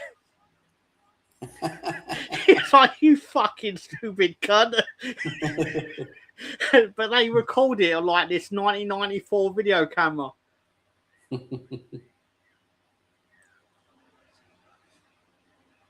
Like, you motherfucker. Just one cornetto. I don't know about you guys, but I would appreciate no Arsenal content on the road trip tomorrow. Did something big happen to Arsenal this week, Sam? No, nothing happened. Nothing, absolutely nothing. No, I think we can do a little bit of a celebration tomorrow. Oh, I think I might allow a little bit of it. A little bit of a celebration. I think a little bit of celebration is in order. A little bit. We've got Paul Bearer sat on a chariot by the look of it.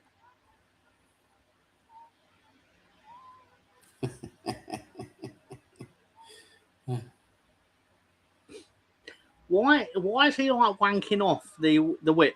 It's naughty, isn't it? It's naughty. He pulls away and Taker stood there. Sorry, Darren. Are you going to get plastered, Sam? Nah. Nah, I'm not getting plastered now. Like when they did a thing where they showed Yokozuna trying to come up to the casket to show that he's not afraid of it. Oh, hello, Jim Cornette.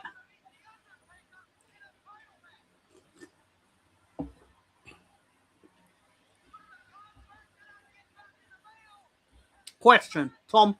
Why is Sam Greenwood looking like IRS tonight? I mean the older version. IRS. Not for the plasters. Shocking.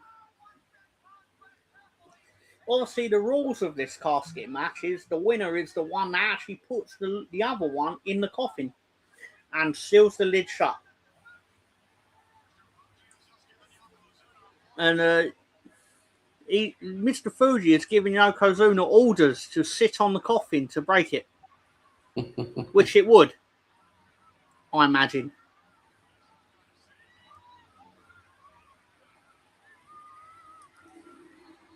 He opens the lid and UK Teeth Darren is inside. To which he then comically shits himself.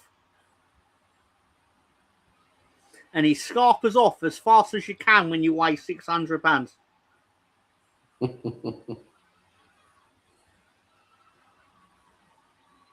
He fell over. Very good.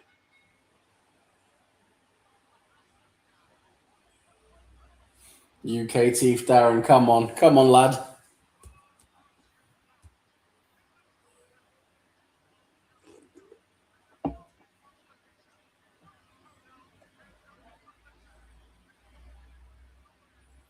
Come on, lad. Let's get it. Hey.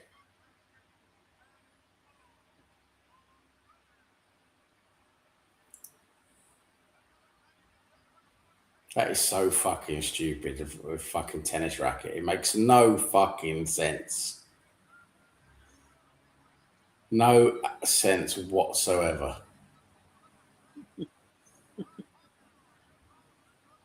He uses it as a weapon, usually. It's just like so stupid, a tennis racket. And he's wearing a suit, for fuck's sake. I imagine the idea of the character is that he's so rich that basically he gets his mum to pay for his wrestlers. The idea is basically his mum is rich, but he's not. But he gets his mum to pay for what he pays whatever it is, and basically he's a mummy's boy. And that's why he's got a tennis racket, because he was at a tennis club and things like that. I mean, that's the character. As stupid as it is, that's the character. Good job. He just finished his sentence on the only way to win.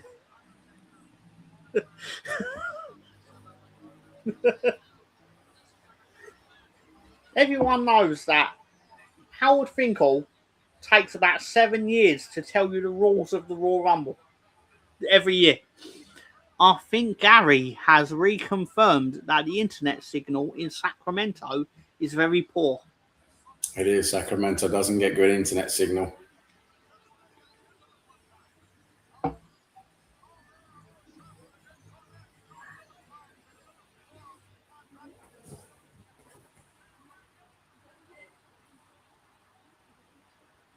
Oh, they're bringing out the coffin. It's to stuff your opponent. Very good. I do believe Paul Bearer is bringing the casket down to ringside, and it is double wide and double deep, according to Paul Bearer. Yep. Because the one he's had for Kamala is not going to work for Yokozuna, clearly.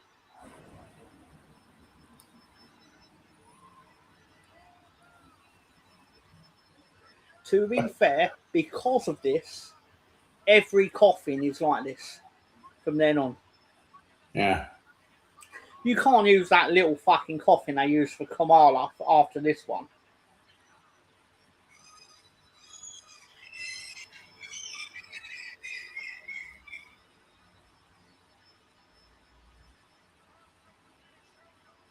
Someone's actually made a sign in the crowd with lights around it. Yeah, it's good, isn't it? Sure is.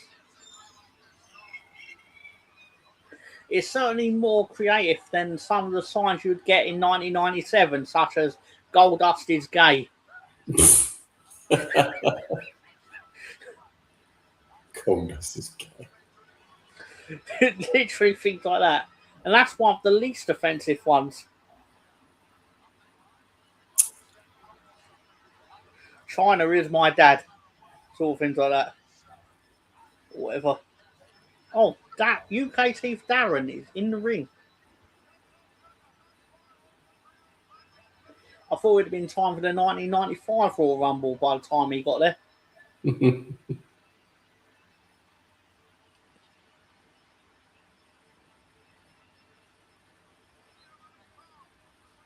Ian, have you ever been on Countdown? If not, would you go on it? It's a good question.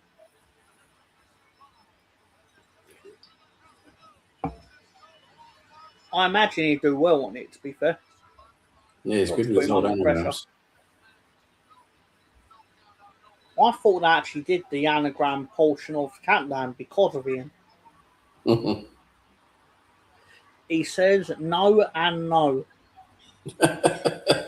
Fair enough. Fair enough. Very emphatic. My apologies.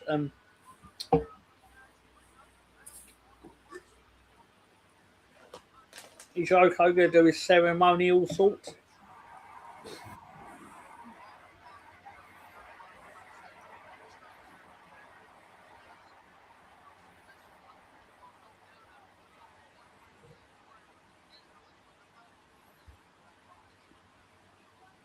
When I was a kid, I cannot tell you how excited I was to see this.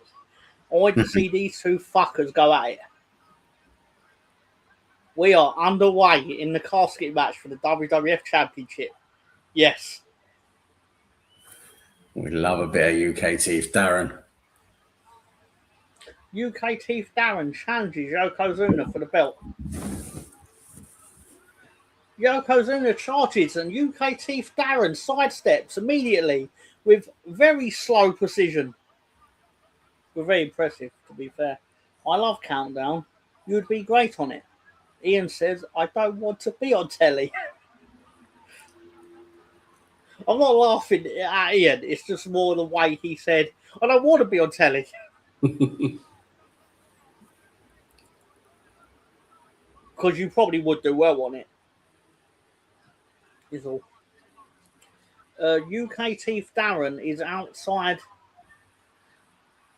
And Yokozuna still can't believe that things don't hurt him. It's like, mate, have you not been watching wrestling for the last 2 years?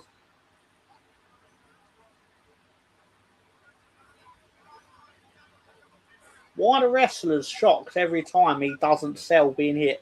Like, mate, this is his gimmick. Ian says, that's exactly how I said it. Fair enough. He's now going to do some old school. Although back then it was obviously just school. Yeah, it was an old school then, was it? It was only old school after like 10 years. Actually, I'll do it more accurately. He's now doing preschool. Preschool. It's preschool. It's preschool. It's preschool. Oh my god! When he walloped him in the head with that chair. Mate, very generous of you to let him do that, because he would not let you do that. If Yokozuna did to him, he'd put his hand up. I'm not blaming him for it, because you probably should if you actually want to have your own mental faculties when you're 60. Well, put it this way. One of these individuals is no longer alive. Have a guess which one it is. To be fair, though, it's probably more because he weighed 800 pounds at the time.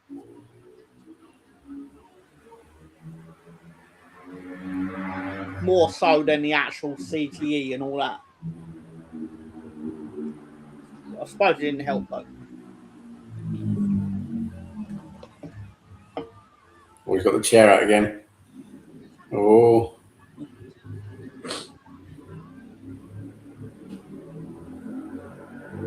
Will he hit Taker in the head with it?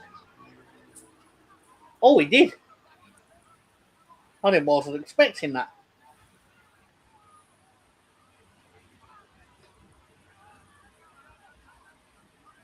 I know I took these photos, but I don't actually watch the matches in general because that would ruin the fun of it.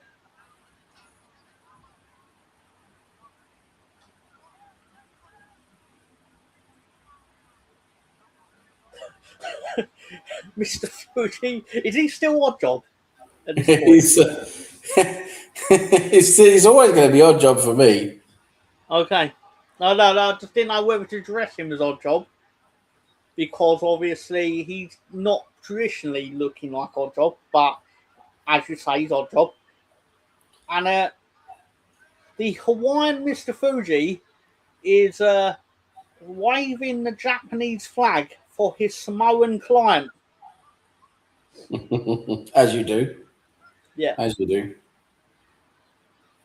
And he's very slowly trying to roll Darren into the coffin.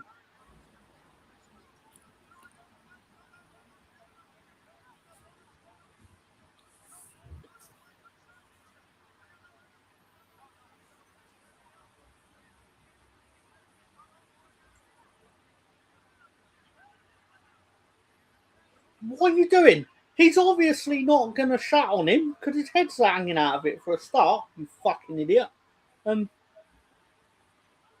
Evening, slags. Hope you're all well. Apologies, Russ. How you doing, Russ? Evening, Russ, you slag.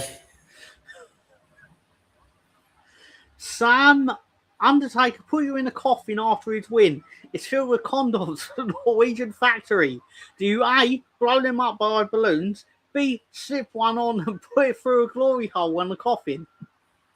Well, it's definitely going to be B. You have to slip one on and put it through the glory hole in the coffin. That's what you've got to do. That's tradition. Pink Cushion says Californian client. Well corrected, Ian. Well corrected. Thank you. Russ, how are you, sir? I imagine he feels like a winner about now.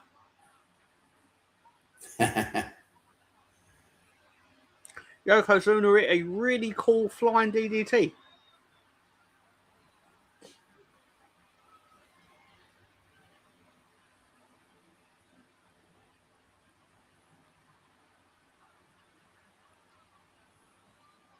He literally just raised his hands. They're like, "Fuck! I better open the coffin." Yeah, it's like I think that's what he means. Get the coffin open. That's what he means. Has he done the world's most embarrassing choke slam yet?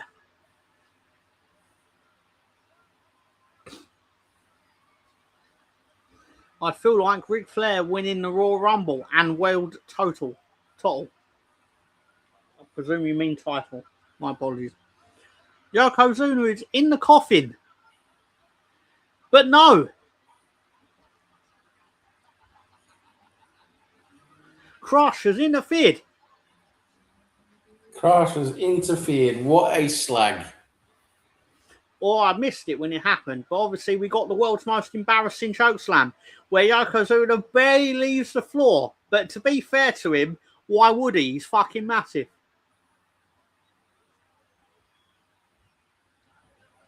But Undertaker is fighting off Crush. I'll tell you more accurately, he's battering Crush. Here comes this slag. Here comes a Japanese slag. There's 2 Japanese slags. All the Jap slags. Well, I've seen one of them before, haven't I? Yep. That is Genshiro Tenryu from Royal Rumble 93. Basically, they are hired mercenaries of Mr. Fuji. Odd Job, of course. In comes Bam Bam Bigelow to attack The Undertaker. While Paul Bearer's like, oh no! Space. Brilliant. It's like, there's 4 of them battering The Undertaker at this point, and Yokozuna's dead in the coffin. Many years before he'd actually be dead in a coffin. He died in 1999, if I recall. Or the year 2000. My apologies. It was year 2000. I like how Mr. Fuji and Jim Cornette are cackling away to themselves.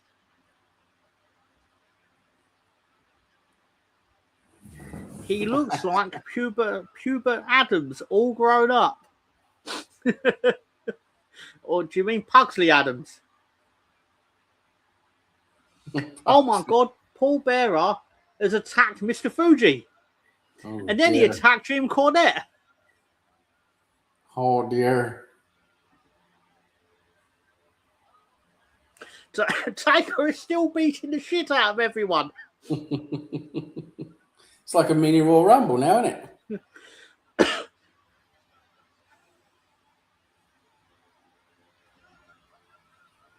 No, Pubert, the baby. My apologies.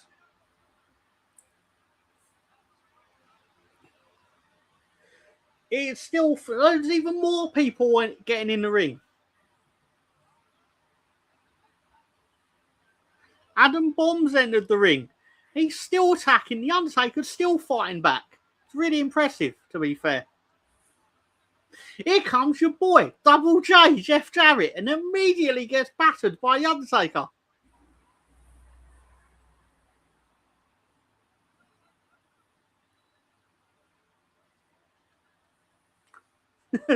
Taker's punching the shit out of Jeff Jarrett. Fuck him. He's got half a fucking Royal Rumble in there now. And Taker is fighting them all off. Even the head shrinkers are in there. Why the fuck are they all in there? I believe Mr. Fuji's paid them all off. Absolute slag. Well, Paul Bearer's up to something. He's up to something.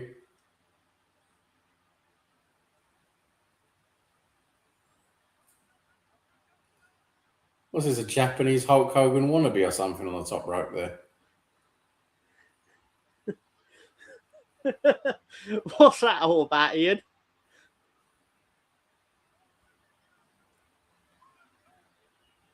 Diesel's got in the ring.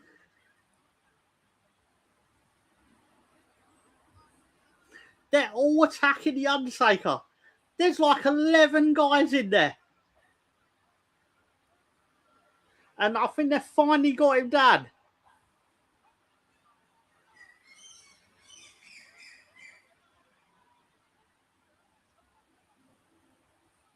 No, he's beat up again. He's still fighting these fuckers. This is good, isn't it? This is very good. The Savile protege. Oh, you don't want Diesel in your ring. No, I tell you Adam's what. family finger snapping. Fair enough. My apologies, Ian. Oh no. Paul Paul Bearer has been attacked by Yokozuna. He's got the urn.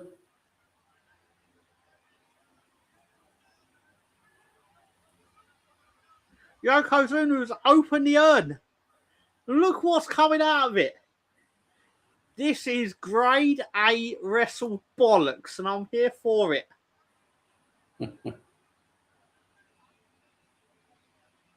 Now they're all taking turns to batter Taker because Taker's lost all of his power, essentially, because the urn's been opened.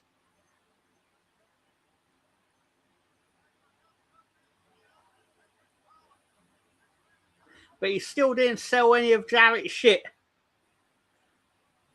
Taker is dying.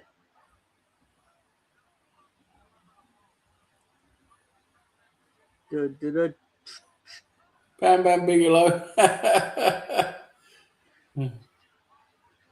1, 2, 3.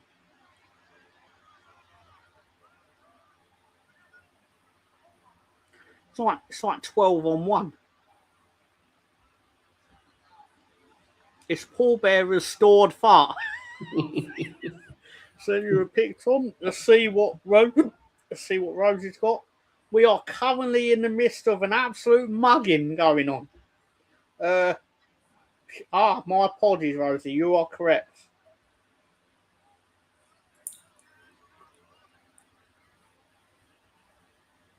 That is Paul Bearer. In that image. Yes, very good, actually. I think it's fair to say that The Undertaker is in a bit of bother. Yeah, it's only been like 12 on 1 or something. Jarrett must be the only active wrestler these days. Probably the only one alive as well. I believe Fatu is alive. Jarrett, of course. Crush is dead. Kevin Nash is still alive. Cornette is still alive. But I take your point that a lot of these guys are dead.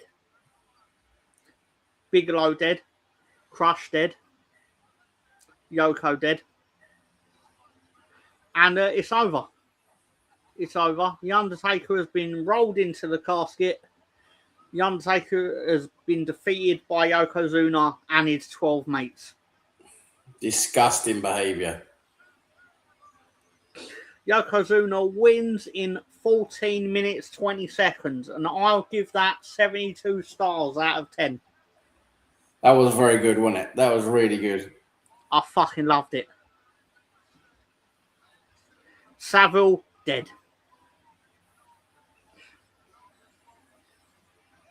And they are wheeling the Undertaker away. But Wrestle Bollocks isn't over yet. This is the Undertaker after all.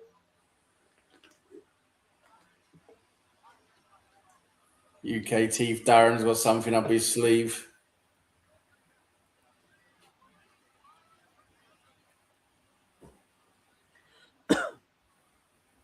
The Undertaker is being wheeled away by all his conquerors. But the dong went off. And if I remember rightly, the smoke has started to come out from underneath the coffin. Yep.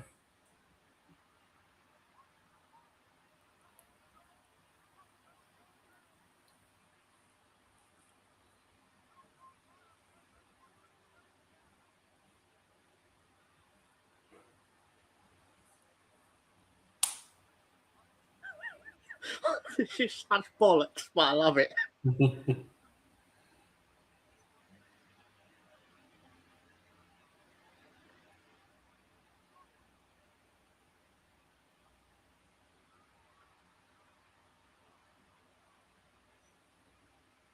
He's alive while being dead.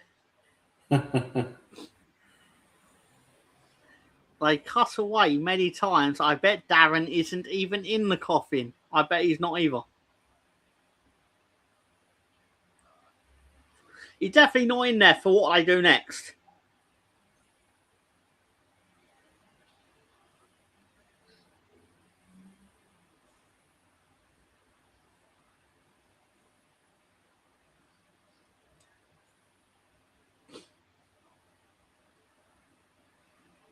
But yeah, this is the first appearance of Double J Jeff Jarrett, and he's a massive character going forward because he's a fucking good wrestler, but he's a bit of a twat.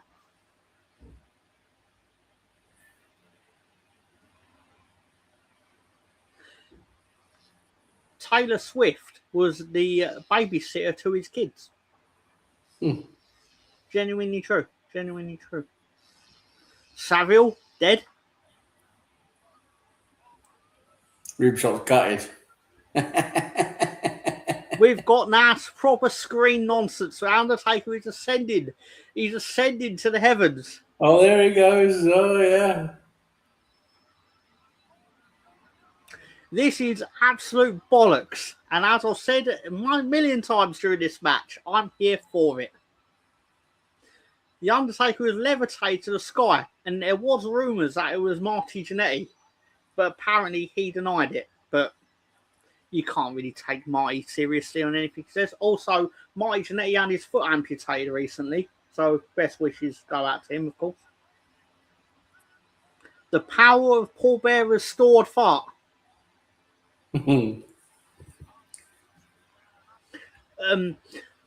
If you could see a live wrestling match with anyone of all time, what would it be? Well, I did watch The Undertaker wrestle at the O2, to be fair. So, it was amazing. He's very good. But I would obviously have loved to see Hulk Hogan. But obviously that's not going to happen now. Question. Sam, Doink Clan attacks you from behind with his crusty dildo. Do you say A, hit me you slag, B, you could have washed it, C, tap the bars against my ear, D, spank my ballon, or E, all the above? All the above. It's got to be all the above. When I do a test at work, like they do training tests, and if ever they put an answer as all the above, it's always all the above. That's just that's to say low key, you know. There's no other way to describe it.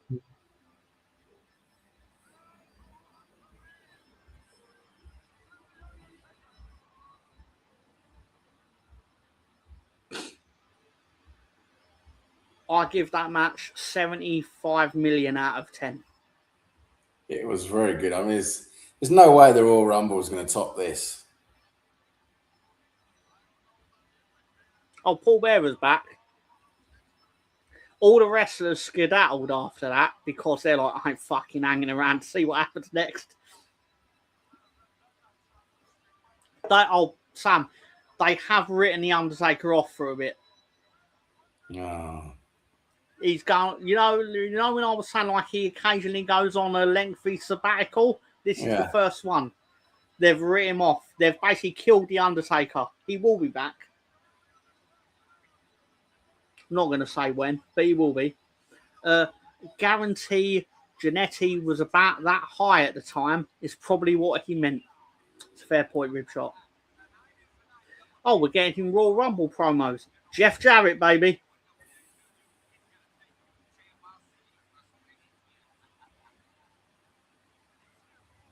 I think we got a Savage one as well. Oh, Tatanka's going to win the Royal Rumble, apparently. Tawanka, there's no way Tawanka's winning it. Oh, Diesel's going to win the Royal Rumble, apparently. Doink's going to win the Royal Rumble. And Dink's going to be there. Doink and Dink. Oh, fucking brilliant. Shawn Michaels is going to win the Royal Rumble, apparently.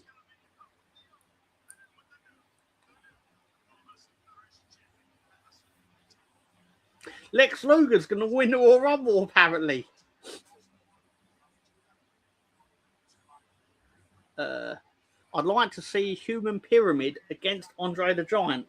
Fucking hell. I've got some more questions about that, Ian. Ribshot says he saw Hogan wrestle at a TNA show, some shit nothing tag match, but it was still surreal. I bet everyone went fucking mental for him, though. Still as Hogan, much as the internet, as much, Sam, as the internet hates Hulk Hogan, if Hulk Hogan wrestled in front of them, they'd fucking drop all the, like, I hate Hulk Hogan shit. They would fucking cheer that, man. Yeah, I mean, Well, he was still a huge wrestling icon, wasn't he? Dink is Diddy Doink. It's true. It's true. Diddy Doink. And we're back with Ted and Vince McMahon talking about the Royal Rumble and what has happened. Obviously, one of the stories they're trying to tell is that they've allowed Lex Luger to be in the Royal Rumble and he has to win it if he wants to wrestle Yokozuna for the belt. But as a compromise, they allowed Fuji to have his mercenaries in the match as well to try and stop him winning. And it's time for the Royal Rumble match.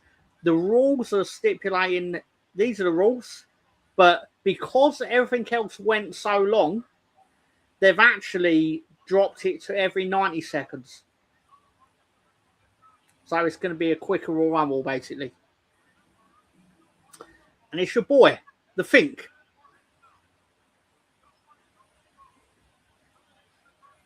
The Fink.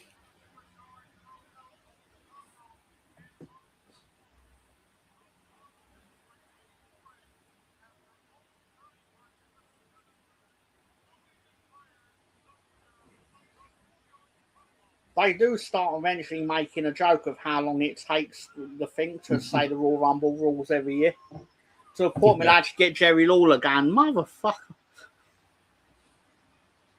People claim they hate Hogan for different reasons, but if you hate him for being racist, you'd probably have to hate any wrestling before about 2005. It's a fair point, Ribshot. I think Lou Ferrigno called his penis Lex Luger.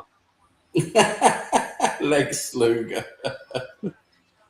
Number one in the Royal Rumble is Scott Steiner. He's definitely number one in Steroid Rumble. Right, I'll be right back. Just going to go to the loot quickly. Number two in the Royal Rumble is Head Shrinker Samu, the one on the left.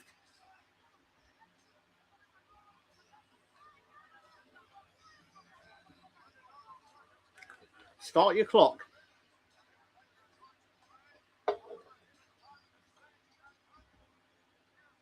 They're immediately fighting.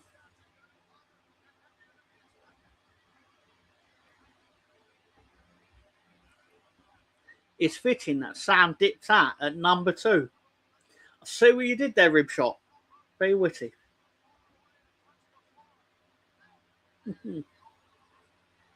Ribshot, we have made the decision to when Hulk Hogan joins WCW, we will be covering WCW and the ones that are actually on YouTube. Because obviously, if we can't watch it, we can't watch it. But if we can, we will. Pincushion, presumably, enjoyed that joke of yours, Ribshot. I do feel kind of sad now that I don't get to make the joke about Drop Me Softly, Brother, and all that, because Taker's gone for a bit. Oh, nice. That's very soon then. I've actually already done the stuff for that, so it's definitely happening when we get around to it, obviously. Within the chronological order of the nonsense that I've tried to put out. Surely Lou Ferrigno calls his penis Hulk. I'm just going to let that one sit and ruminate for a bit. Number three. Have a guess who number three is. Oh, it's Rick Steiner. Imagine my shock. I wonder how well this is going to go for Head Shrinker Samu.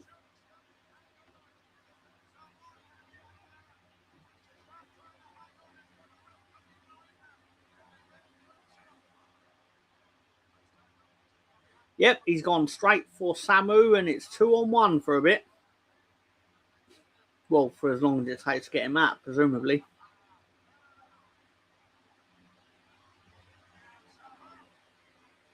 We're now going into our faux BJ spots of the night, where the wrestlers try to lift each other into the corner. Although started suplexing him. Are you going to watch full WCW shows? Would it be enjoyable to see Sam's reaction to some of the shitty repackaging of the WCW? I've got one prepared for Bash of the Beach 94, to be open about it. So yeah, we basically be doing like this, like we do for the WWF. But obviously, if it's on YouTube, because obviously we can't physically watch it. I just can't watch it. Mr. Tom, if you can watch it, show when David Arquette become champion. I suppose we can, because obviously I'm presuming the match is on YouTube. I don't know if that episode of Thunder is. If it is, well, I suppose we'll watch it. It's going to take years before we get to that point, though, if we're adding WCW to it. But I believe Samu is out. That looked bloody painful, the way his head got trapped in the Steiner brothers are in, and number 4 is Kwang the Ninja. Who the fuck is that? And Kwang immediately spat green mist in Rick Steiner's face, if you can tell, because he's been blinded.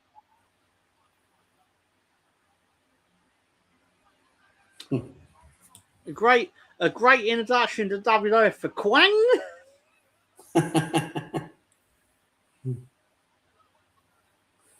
And he's doing his faux martial arts shit. Mate, you're obviously Puerto Rican. What are you doing? Pink said he's crap. He fucking is. He's useless. Who is number 5? Paul Rick Steiner.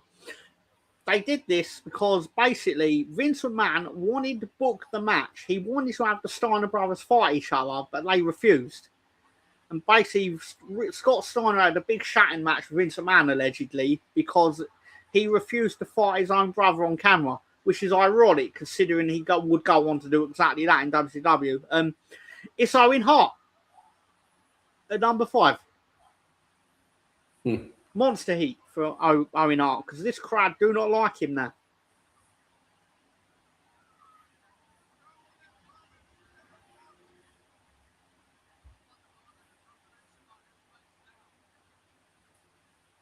Owen's in there and immediately goes after the blinded Rick Steiner, like the prick he is.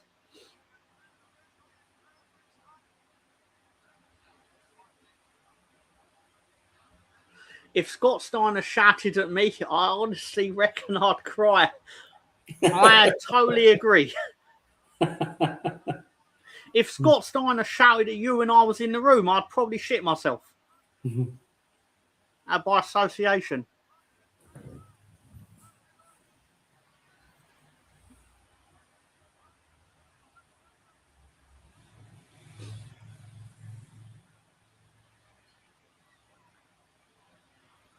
Just punched him right in the fucking cock. Owen eliminated Rick Steiner by punching him in the cock. Now they're going to gang up on Scott Steiner. Owen and Kwang. That's quickly going to get annoying. Oh no, Owen's getting beaten up by Kwang. Number 6 is Bart Gunn. What a mullet.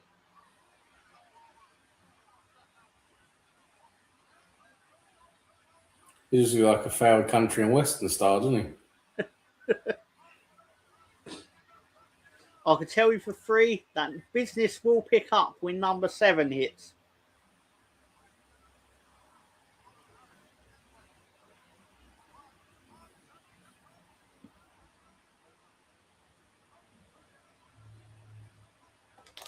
Oh, Royal Rumble started. I'm going to open my crisps.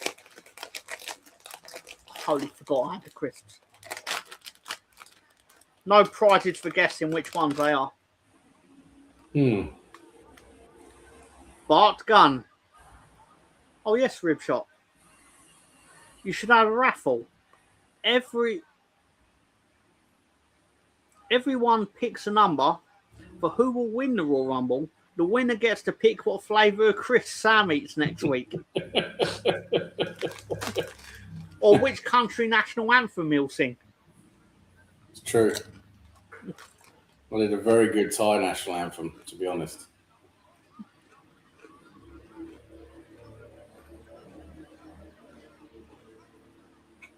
I do apologise. I said rib shot when I meant to say that's a good one, Ian.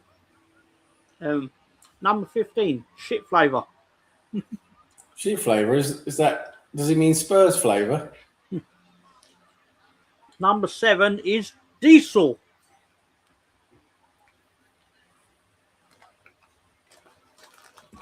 Diesel's not any good, is he?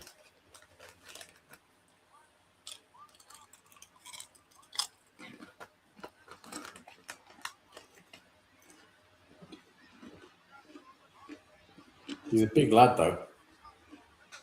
Mm-hmm.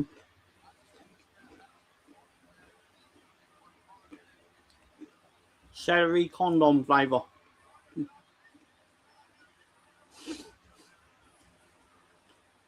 That national anthem was nostalgic for him when I was married to a geisha. I think he means Spurs flavour. What a prick.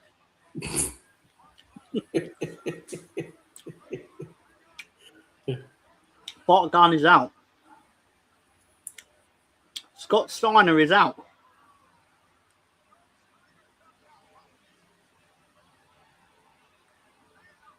Owen Hart is out. We're down to Diesel and Quang. How do you think Quang's going to do here against Diesel? Probably not very well. No, he's out. Quang is out. Diesel has emptied the ring at this point. Out comes Bob Backlund. Bob Backlund, honestly. He was in the match for an hour in 93. And he scuttles around the ring like a little bitch.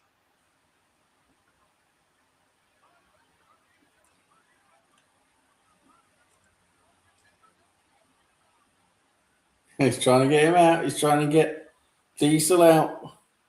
Oh, if this was real, he would be able to get him out. Yeah.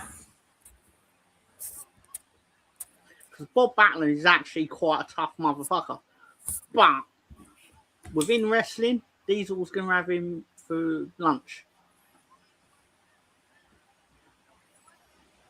Does that mean Spurs flavour? Or as Tony would ask, does that mean Spurs flavour?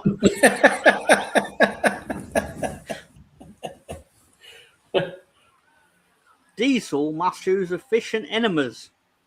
Well, Bob Backlund is out. Diesel has now got 5 eliminations in the space of 90 seconds.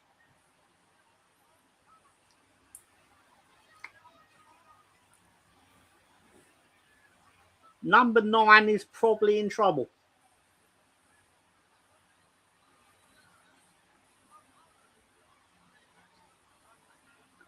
He's got 10 seconds to live, number 9.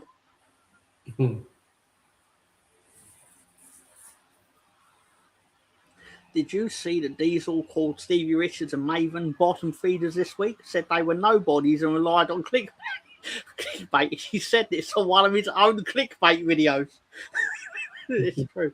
Cleared his ring yet again. Yeah, they are literally all just in the same vacuum of slagging each other off for attention, and and number 9 is Billy Gunn.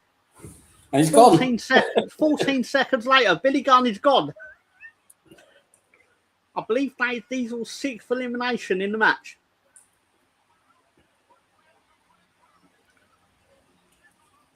I mean, this is shit, isn't it? Lex Luger's currently being battered by the Japanese lads. Yeah, why not? Who's number 10 going to be?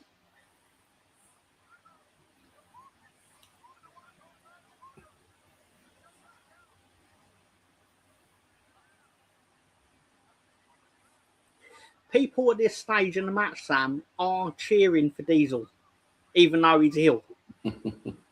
Like, he has been so impressive that the audience are actually like, yeah, I'm going to cheer this motherfucker.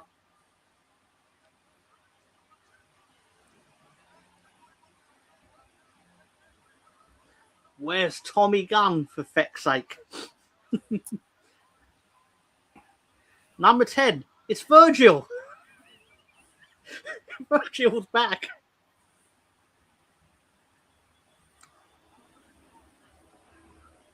Diesel's literally looking at Virgil like he's lunch.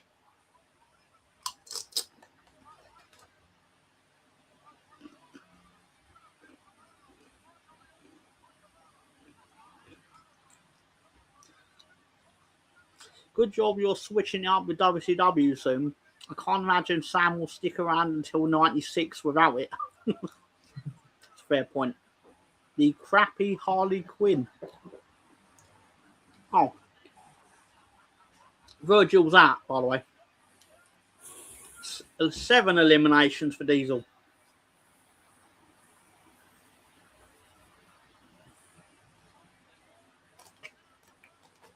I mean, he's just waiting around. I mean, this is shit, isn't it? He's just waiting around for people. I mean, the Royal Rumble's supposed to be loads of people in the ring at the same time, isn't it? This is their booking experiment of will people accept, why doesn't some one wrestler throw everyone out one at a time?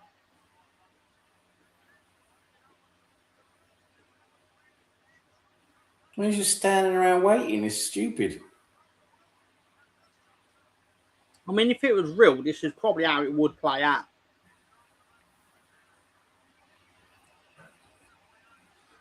Yeah. Those enemas are very efficient. Number 11, to break up the monopoly, it's the Macho Man. Complete with hat. Yeah. Oh, yeah. Come on, Randy. You can do it.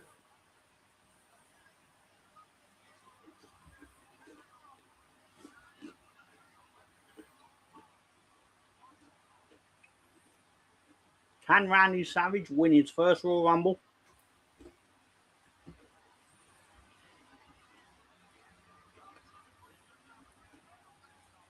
You can't make sense of bad booking.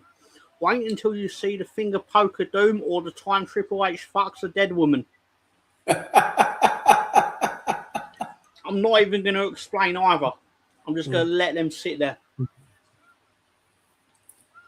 We'll get there when we get there. Yeah, rip shot. Even Ian's like, what? What the fuck?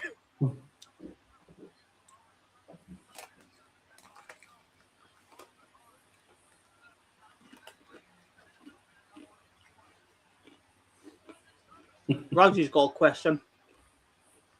Do we think Spurs fans will stick around until 2096 to come back into the Premier League? Good question. It is a good question. Well, someone has survived the 90 seconds in the ring with Diesel. It's my boy, Double J, Jeff Jarrett, at number 12.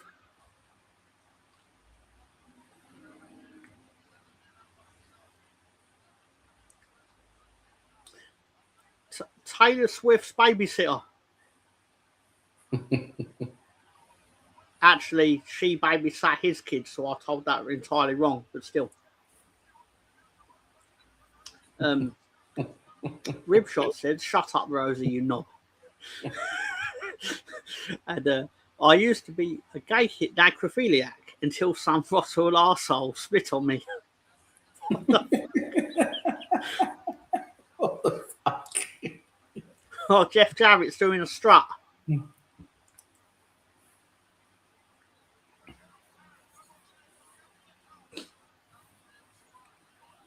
Jarrett is battering Savage at the moment.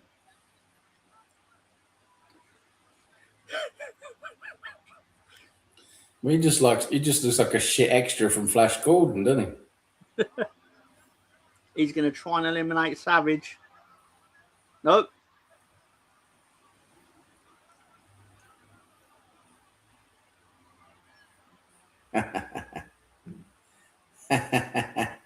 Good. Got rid of him. 79 seconds later, Jeff Jarrett is out of the Royal Rumble. Saville's protege. At first I read that as Saville's photographer. I was like, no, it's completely different. Number 13 is Crush, to which Savage will go absolutely mad upon sight seeing him.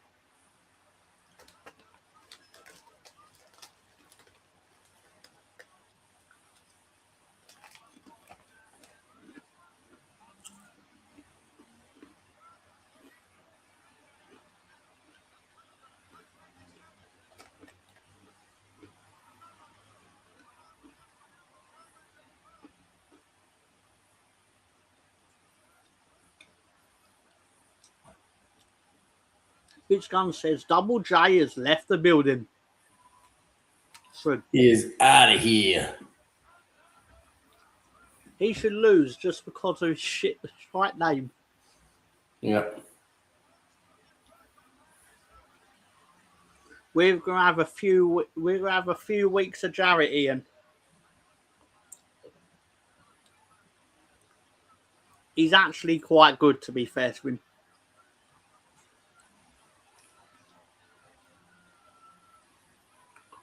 Oh, they're both now ganging up on Savage.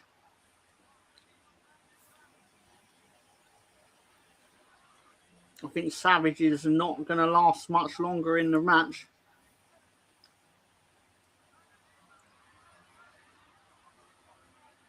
Number 13 is Doink and Dink. Savage is out. Savage is out. Crush has eliminated Savage. Oh, you meant Crush. My apologies. Fucking what is Savage to win this? Savage is out. Doink and Dink is back. Only kidding, Ribshot. All the Spurs fans will be dead in 2096.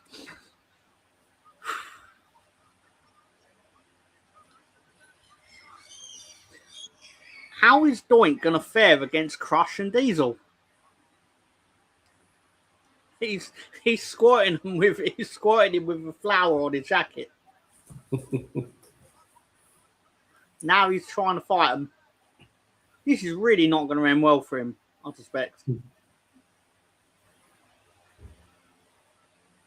He'd have more luck throwing Dink at him. Dink might have been part of the human pyramid. Oh, now they're battering Doink. Poor Doink.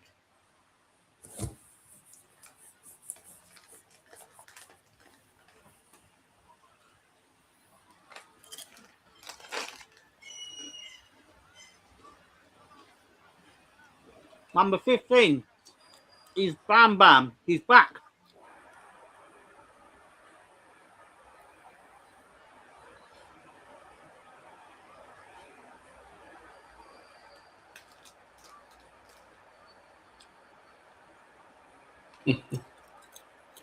He's going in on Dink. Poor Doink.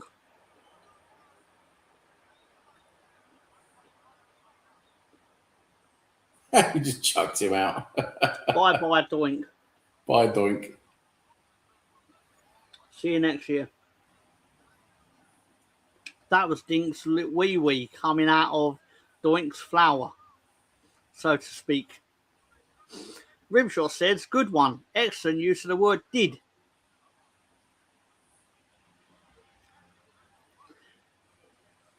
Bam Bam, Crush and Diesel are now fighting each other in a good old hospital.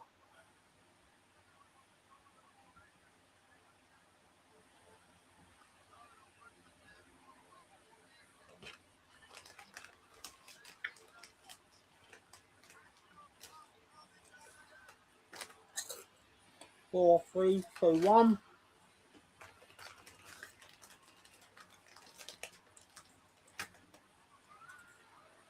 Oh yeah. 16 is Mabel. The size of this man. He looks very different without his Doink makeup.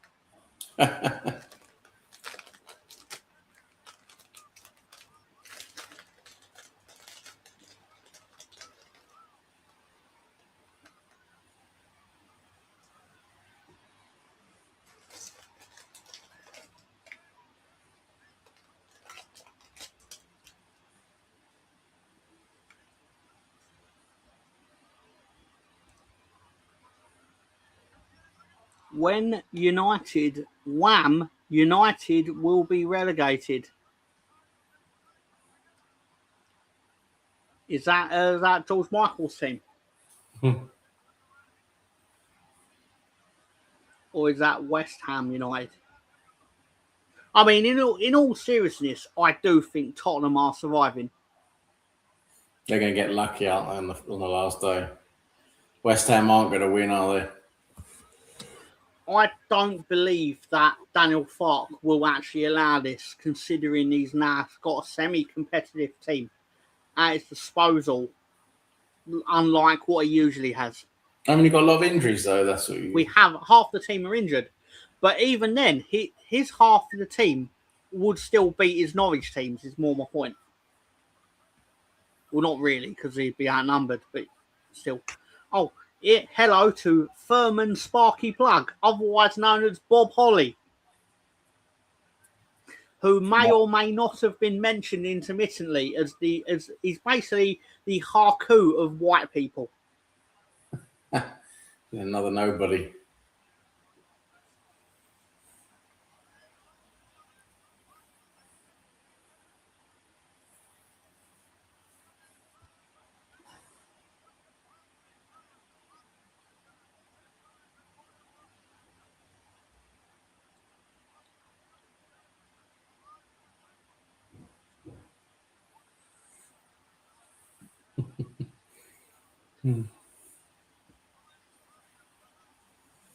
The names get better, says Ian.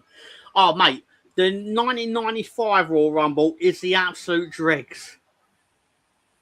You think it's bad now. Oh, man.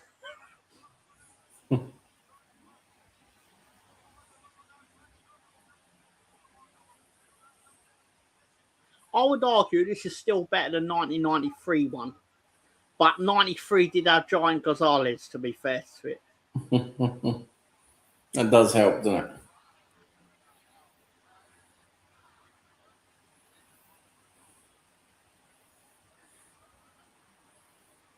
Oh, Shawn Michaels. Oh, look, it's Shawn.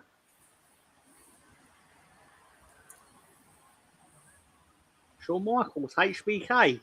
Oh, look, Diesel's wanting to fight him. And he's like, nah. Probably be a lot cooler if we don't fight. He's shitting himself. Who the feck is Mabel? What the feck is Mabel?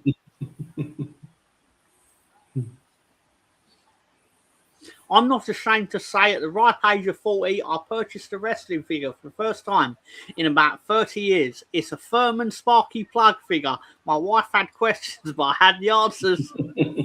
Yeah. Oh, wait. They all ganged up on Diesel. 5 men ganged up on Diesel and pushed him.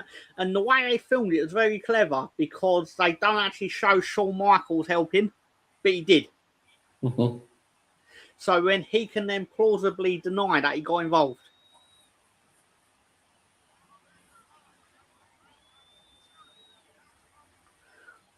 I do believe Diesel gets a round of applause on his way out, which is quite good for a heel.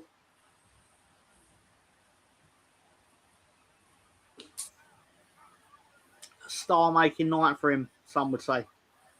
Yeah. Would it be as big of a star-making night for Furman Sparky Plug, though? No time for that to find out, Chief, because it's time for Mo at 19. It's Mo. Is he going to win the Royal Rumble? Probably no. No. No Mo. No Mo. He's just like Mabel, but half the size.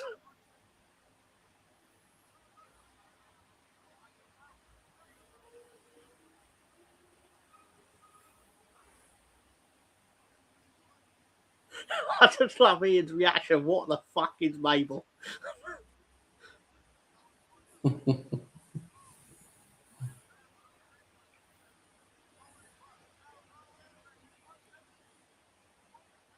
They are taking turns to squash Bam Bam, though. successfully.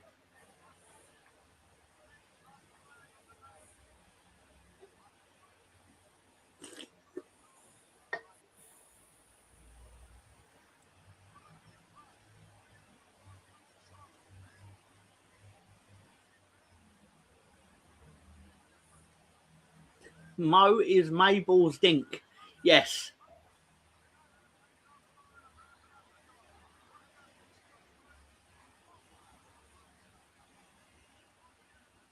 Number 20 is it's Greg the Hammer Valentine. And the crowd Greg goes, the Hammer Valentine still going. In 1994, Greg the Hammer Valentine is on pay-per-view and the crowd goes mild. Tina Turner, back at it. Timu Rod Stewart. I mean, Valentine was getting up ahead of steam. It could only take a special superstar to interrupt it. Enter Mo.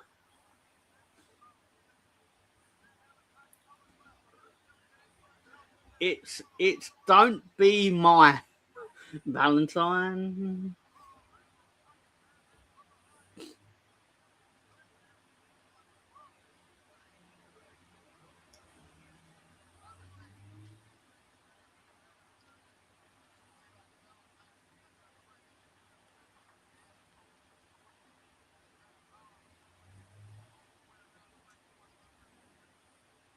Oh, they're back to squashing Bam Bam again. Oh, no, wait, Bam Bam ducked out of the way for some reason. Pat Butcher. Pat Butcher is Greg Valentine. Pat Butcher. Crush has got Shawn Michaels over his head. It's number 21, I believe, is Tatanka. So wanker. Buffalo. He's attacking Shawn Michaels with his knacker hair.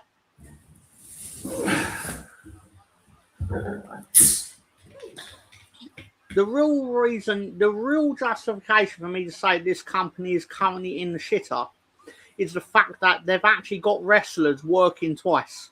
Because they don't usually have people doing 2 matches at the Royal Rumble. That's the first clue when you know whether things are going well or not.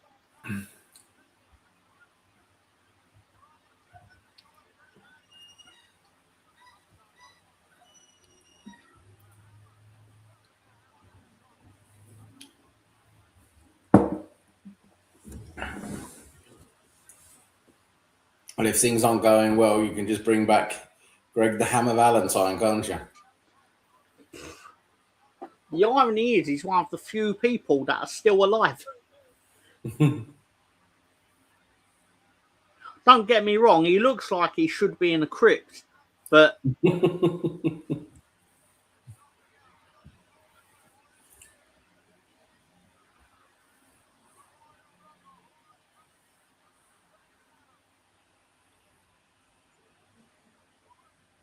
number 22, the Great Kabuki.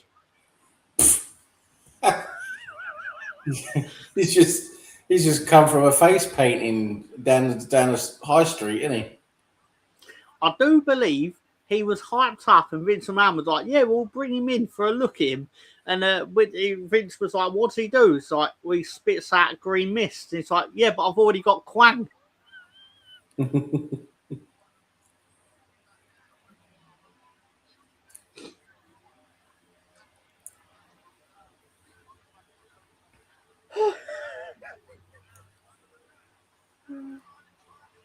Incredible. Built like a bag of milk. Oh, got me. I do believe 7 men ganged up on Mabel to eliminate him, not including Mo, who was sadly all on his own on the other side of the ring. Unfortunately, out of Men on a Mission, Only one of them can go to WrestleMania, and it might be Mo. The mighty Mo. Yeah.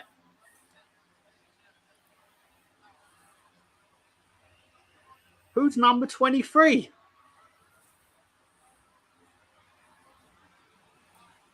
Hide your wives. It's Lex.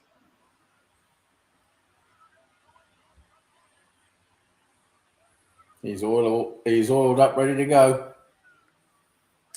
He's attacking everyone, even Mo. In case you can't tell, I do kind of like Mo because he doesn't. I don't want to say whether he goes on to make it or not, but the clue is the fact that I keep bringing him up. For example, I always talk about Bruce Hart anytime I see him.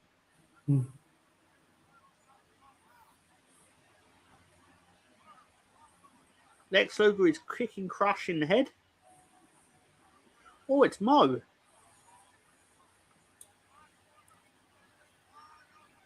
Now he's like, now you take a punch, Bam Bam. It's your turn to get hit.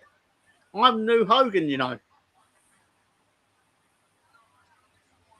Crush, I don't give a fuck if you're New Hogan. Fuck you.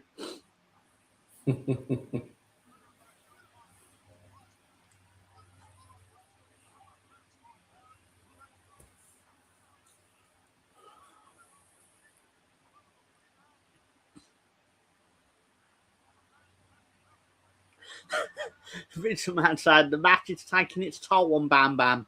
Is that code for Bam Bam is bollocks? Bam Bam bollocks. Number 24. Tenryu.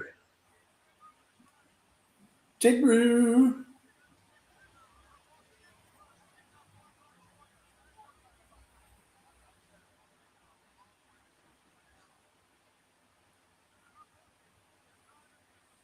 As soon as he gets in, Lex is like, oh shit, it's my time to start taking some chops. Mm-hmm. He chopped Lex so hard that even Lex actually just had to go down to his knees. He's like, fuck, I'm not meant to sell this. I'm the New Hogan.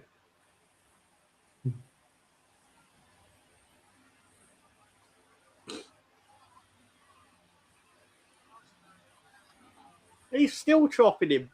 It's like he's a Japanese Ric Flair. Japanese Ric Flair. Oh, good. Chopping the shit out of him. He's chopping him like he owes him money.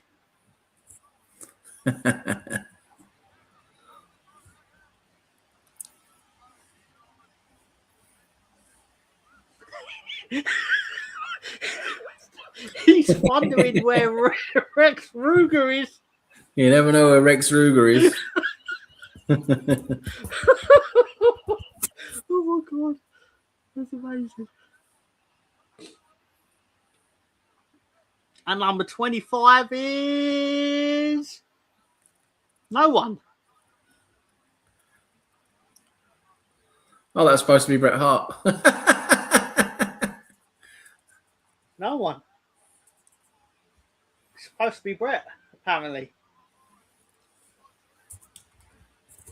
Because of what that Shyster Owen did to him. When I say Shyster, I'm not talking about IRS, of course. No. That fucking tax cheat. That's been funny about Gary Barlow.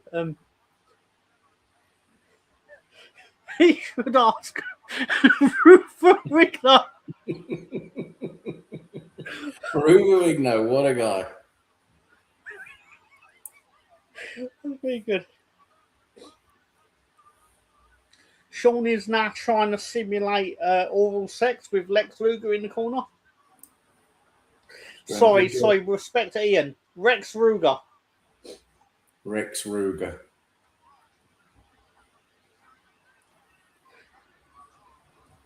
I hope I don't forget the start. I hope I don't forget when he does return to call him UK Teeth Darren.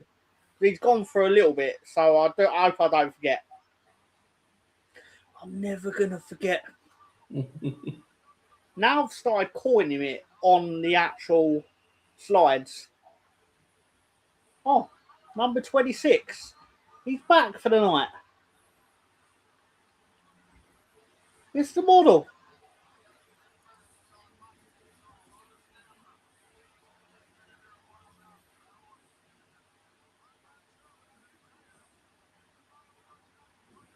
Oh no, Mo's outside the ring. On the apron, sorry. Stay in, Mo. Stay in. You can go to WrestleMania.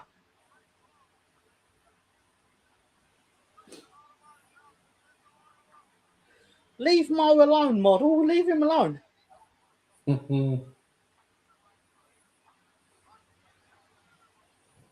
Could be a chant. Leave Mo alone. Actually, Vince McMahon did, so that's probably why. Probably why he's not in the WWE Hall of Fame, even though he should be.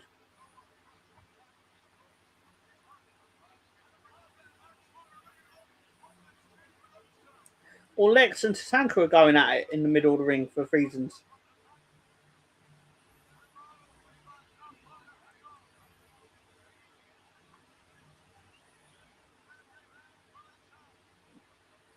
Sean's probably got Lex in the corner going, Lex, what are we going to do with this match? Is totally shit in the bed.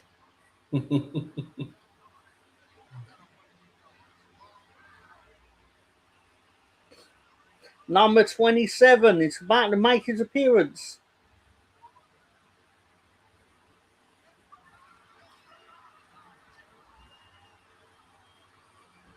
Oh my God, it's Brett. Brett's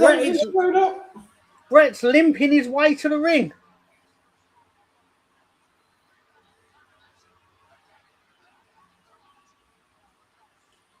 Brett has made it. I do believe, in hindsight, they do explain the non-entrance at number 25 as Bastion Booger, who basically had a bad reaction to something he ate.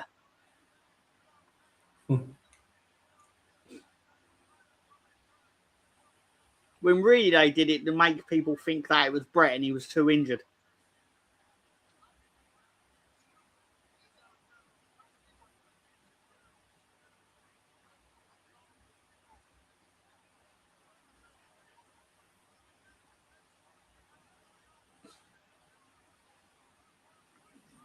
I can't believe Sparky Plug's still in the match.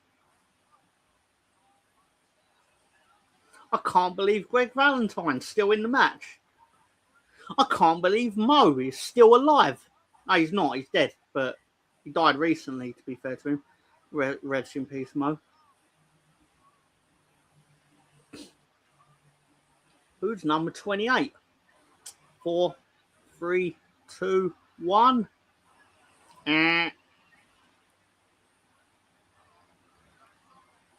It's Fatu. It's the father of Jimmy and Jey Uso.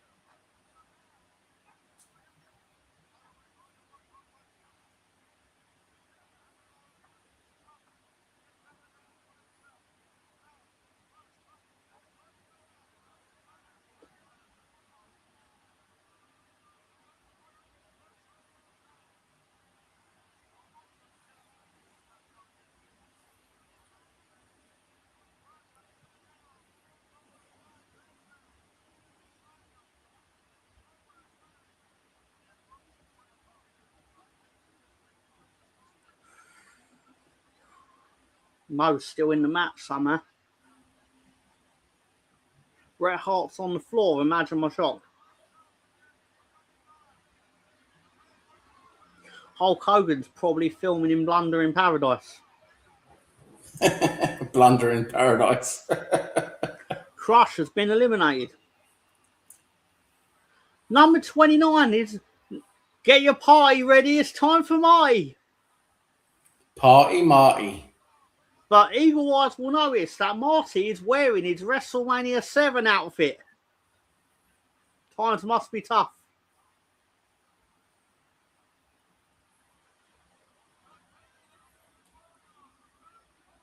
Recycling clothes. Nothing wrong with that. It's really not. But you probably shouldn't recycle your WrestleMania outfit because pricks 30 years later will notice.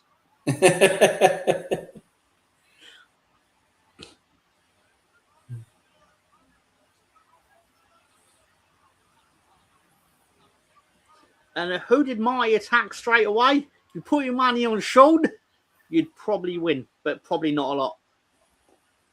But it's better than losing.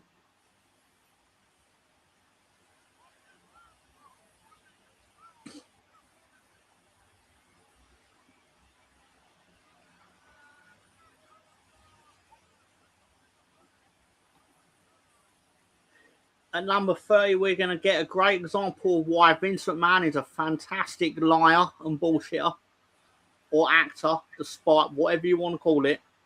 It's about to happen. I like how Casio is sponsoring the timer for the Royal Rumble. Yeah. But also, number 30 is Adam Bomb. And Vince McMahon, with a straight face, says Adam Bomb's going to win the Royal Rumble. Who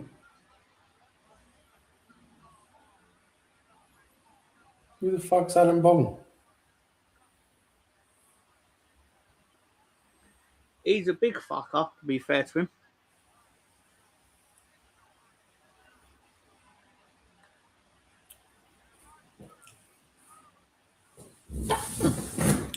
We have now got 12 men left in the ring.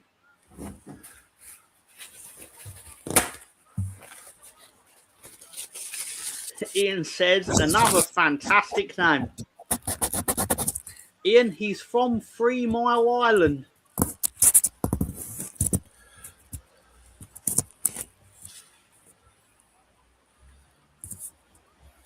Three Mile Island, has that happened at this time?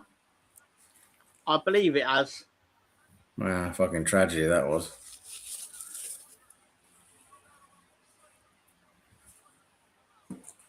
Have you Googled a seal pushed me yesterday in French and played the translation? That's one of those gimmicks. Have you Googled I wasn't born yesterday in Chinese and played the translation?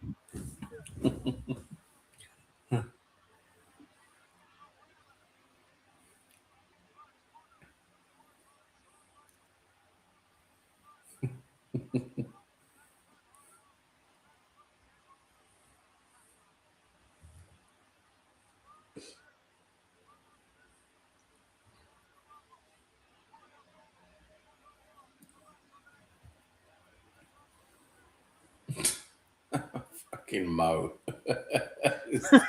Ripshot said, yeah, not nearly as funny. Mo's still in the match. Mo is still in there. I'm just constantly amazed that Mo didn't last 8 seconds in the Raw. Bret Hart's attacking Mo. Leave him alone.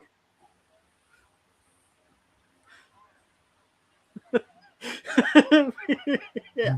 Is Ian calling Ripshot a pussy? That's very funny.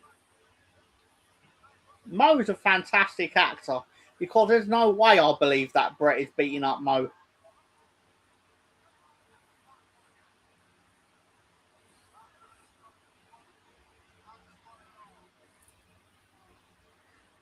Is Mo the only black guy left in the Royal Rumble? I think so, yeah. I mean that's a toll of its own.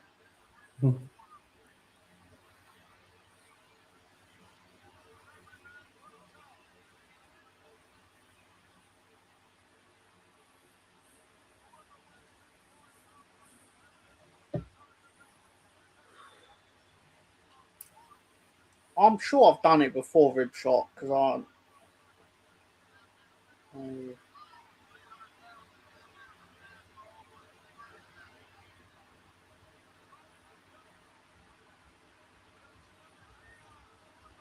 Yeah, I can remember now.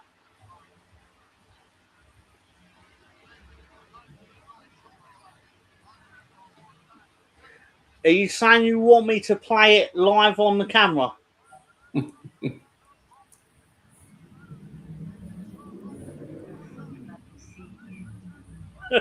Did you hear that?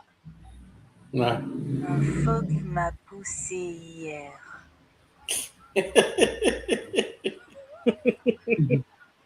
That's not PG.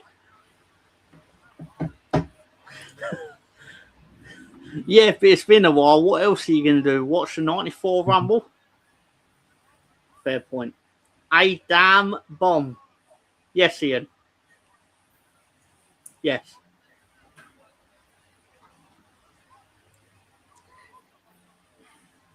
Mo is still in the match. I'm just more amazed that Mo's still in the match.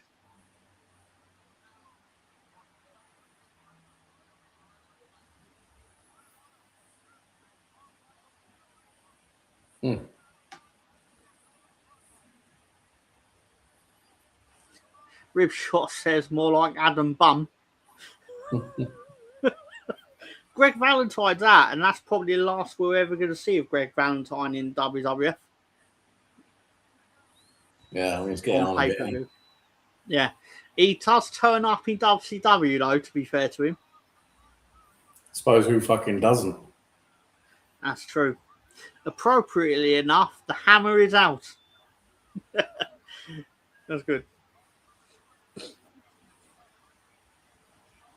Oh, Adam Bum's out. Yeah. Oh, no. Fatu got Mo's out. Mo's not going to be in the main event of WrestleMania 10. Damn. I thought he was due.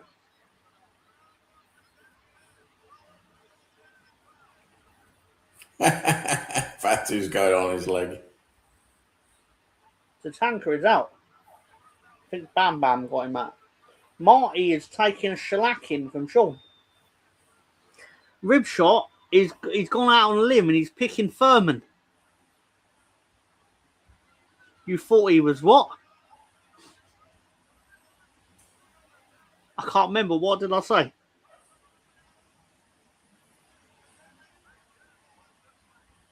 Did I say go into town? I can't remember. I say a lot of things.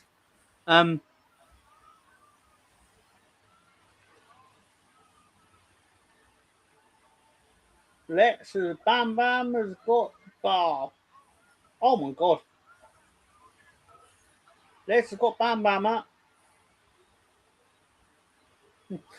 Oh, I thought he was Jew. Jew or Jew? Well, it could be either if Tony wrote it.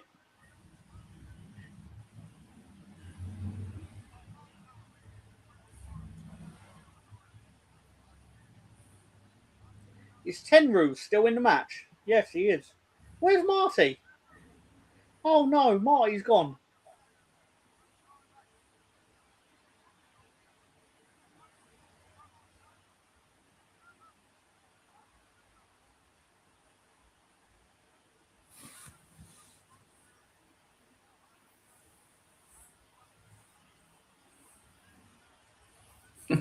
Lex Luger's been shite, hasn't he? Where is the great Kabuki? Oh my god. Where's Papa Shango when you need him?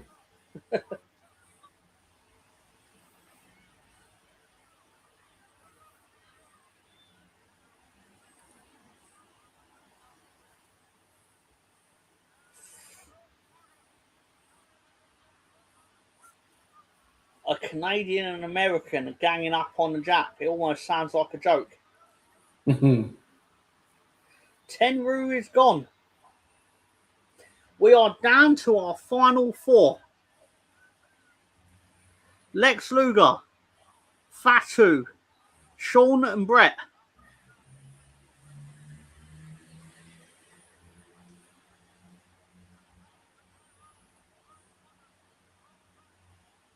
One of these men are not like the others.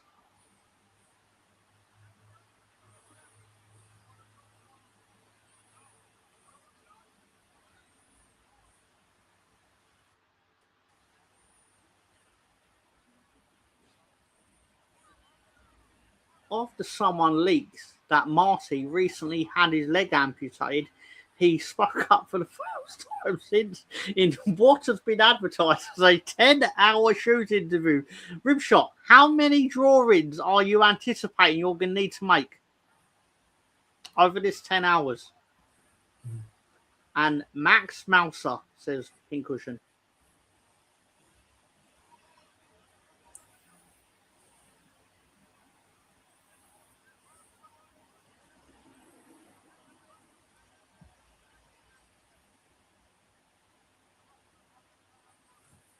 I will give people a warning though. We are 2 episodes away from WCW.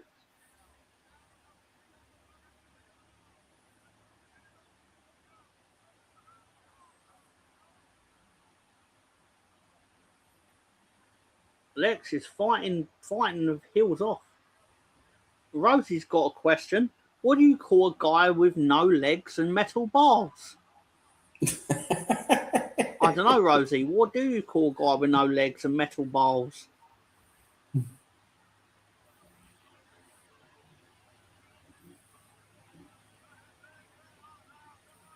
Oh, this is a good sequence coming up.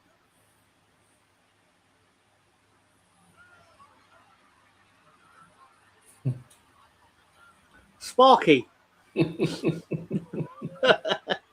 Yeah. We're down to our final 2. Brett and Lex.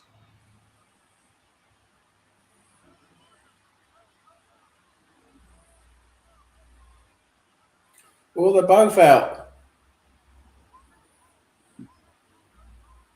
They have both gone over the top rope. But who won? Multiple unconscious people seems to be the theme of this episode. And if I had the time, I reckon I could cut a good minute or 2 of that 10 hours of cohesive speech. They don't know who won.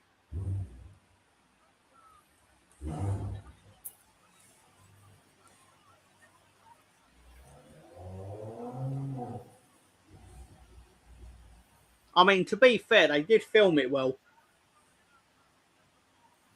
Because it does look, for all intents and purposes, that they do go out at the same time.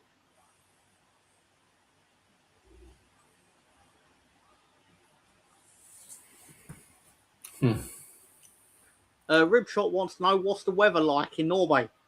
It's nice and warm this weekend. Yeah, it's not quite as warm as the UK, but it's nice and warm, pretty sunny. Oh, Lex Luger's been named as the winner. Oh, corruption. And Brett is leaving.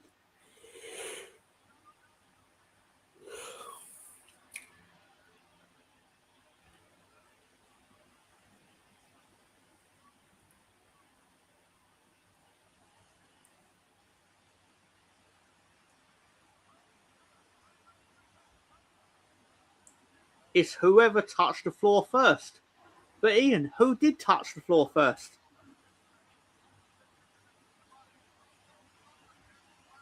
Oh, they've named Brett the winner.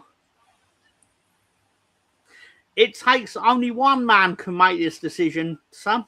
Who do you think could make this decision first and foremost? They said both, so each referee's going for 1 each. Yeah, so who do you think would break this tie? Is it going to be the human form of bowel cancer? Now, I would never say this. I'm going to let him say it.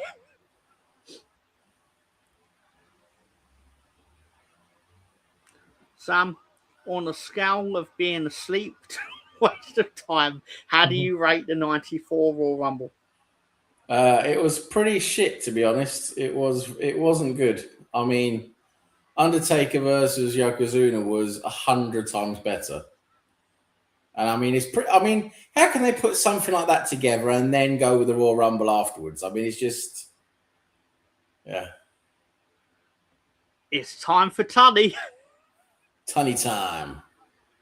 It's Funny Jack Tunny. What's he gonna? I mean, what are they gonna do? They're trying to figure out who hit the floor first, or yes. Well, they should show us the fucking floor then, shouldn't they, instead of the ring? I think the clever thing they did is they made sure to not film the obvious camera angle in case they fucked it up.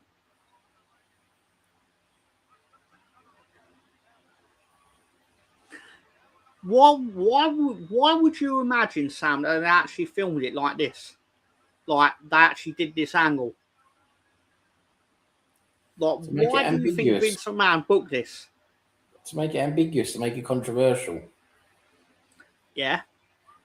I would argue it's a live litmus test for which one they prefer. Oh, yeah. Because they announce Lex is the winner, they get a reaction. They announce Brett is the winner, they get a reaction. And Vince is going to go with the one that got the biggest reaction. Right, gotcha. It's literally a live focus group.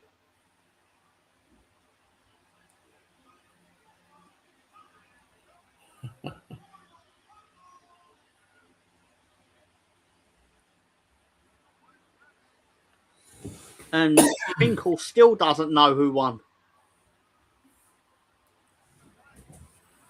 Tunny's told him what to say, and he's still like, what the fuck? Spoiler alert, after this, Brett Lex settled the inaugural Tunny in the Bank ladder match.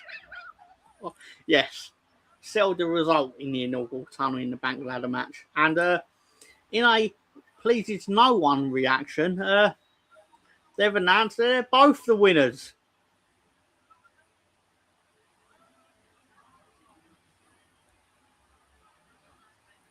The first time ever the Royal Rumble has co-winners.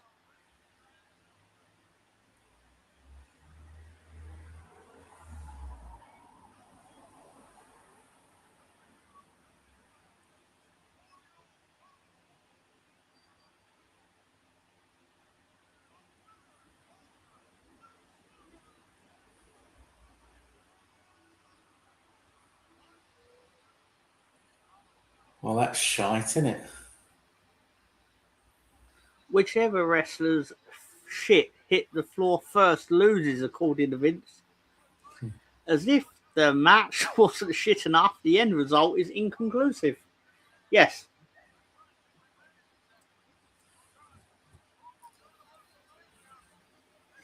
I'm just very quickly going to take you back to the initial program. Excuse me. The initial program of the Royal Rumble show, where it literally says on it, 30 contestants, only one individual endures. You cheeky fuckers. That's misleading advertising right there. You absolute fuckers.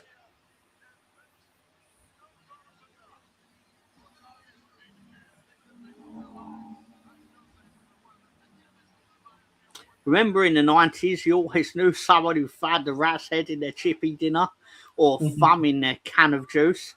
Why do people never find anything anymore? Yeah, it's a good question. It's a great question. It's a great question.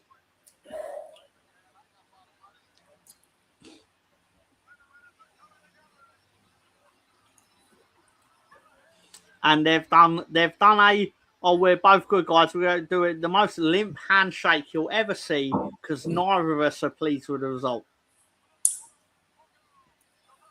Well. What a letdown. And Brett immediately goes, I'm going to sign all my fans' autographs. And Lex is like, I'm going to go home. What a letdown. This should be the first clue as to who you should go with. So, yes, the end of the show.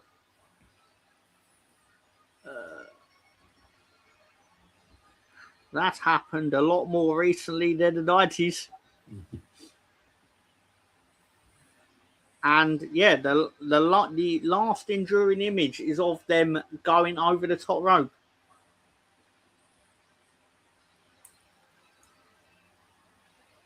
Ribshot said, on the plus side, there's still at least 4 new incarnations through a beefcake in the future, the pinnacle of which is being a man who's obsessed with his own ass. That's true. It's true. He knows why he wrote it like that. And it's very funny because it's not inaccurate. I'm not going to spoil it, Ribshot. I'm not going to spoil it. I'm not going to ruin the joke. It's very good.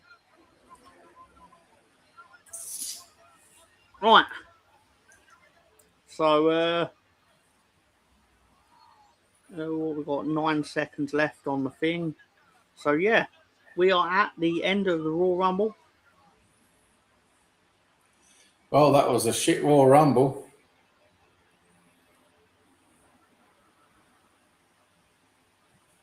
But I did like the Undertaker versus Yokozuna match. That was very good. And also the Hart Brothers. That was a good tag team match. So, would you be interested in watching the Hart Brothers fight each other? How long is that going to take? It's not going to take as long as you think. Well, how long is it? We'll be here next week for it. Cool. It's going to happen.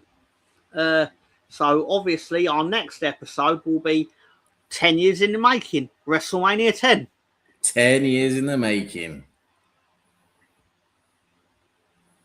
That's going to be good. WrestleMania the 10th 10. WrestleMania, the 10th one. I mean, the big showdown is good. It's obviously, I mean, surely it's Bret Hart versus Shawn Michaels, but I suppose having the brothers got each other is good, don't it?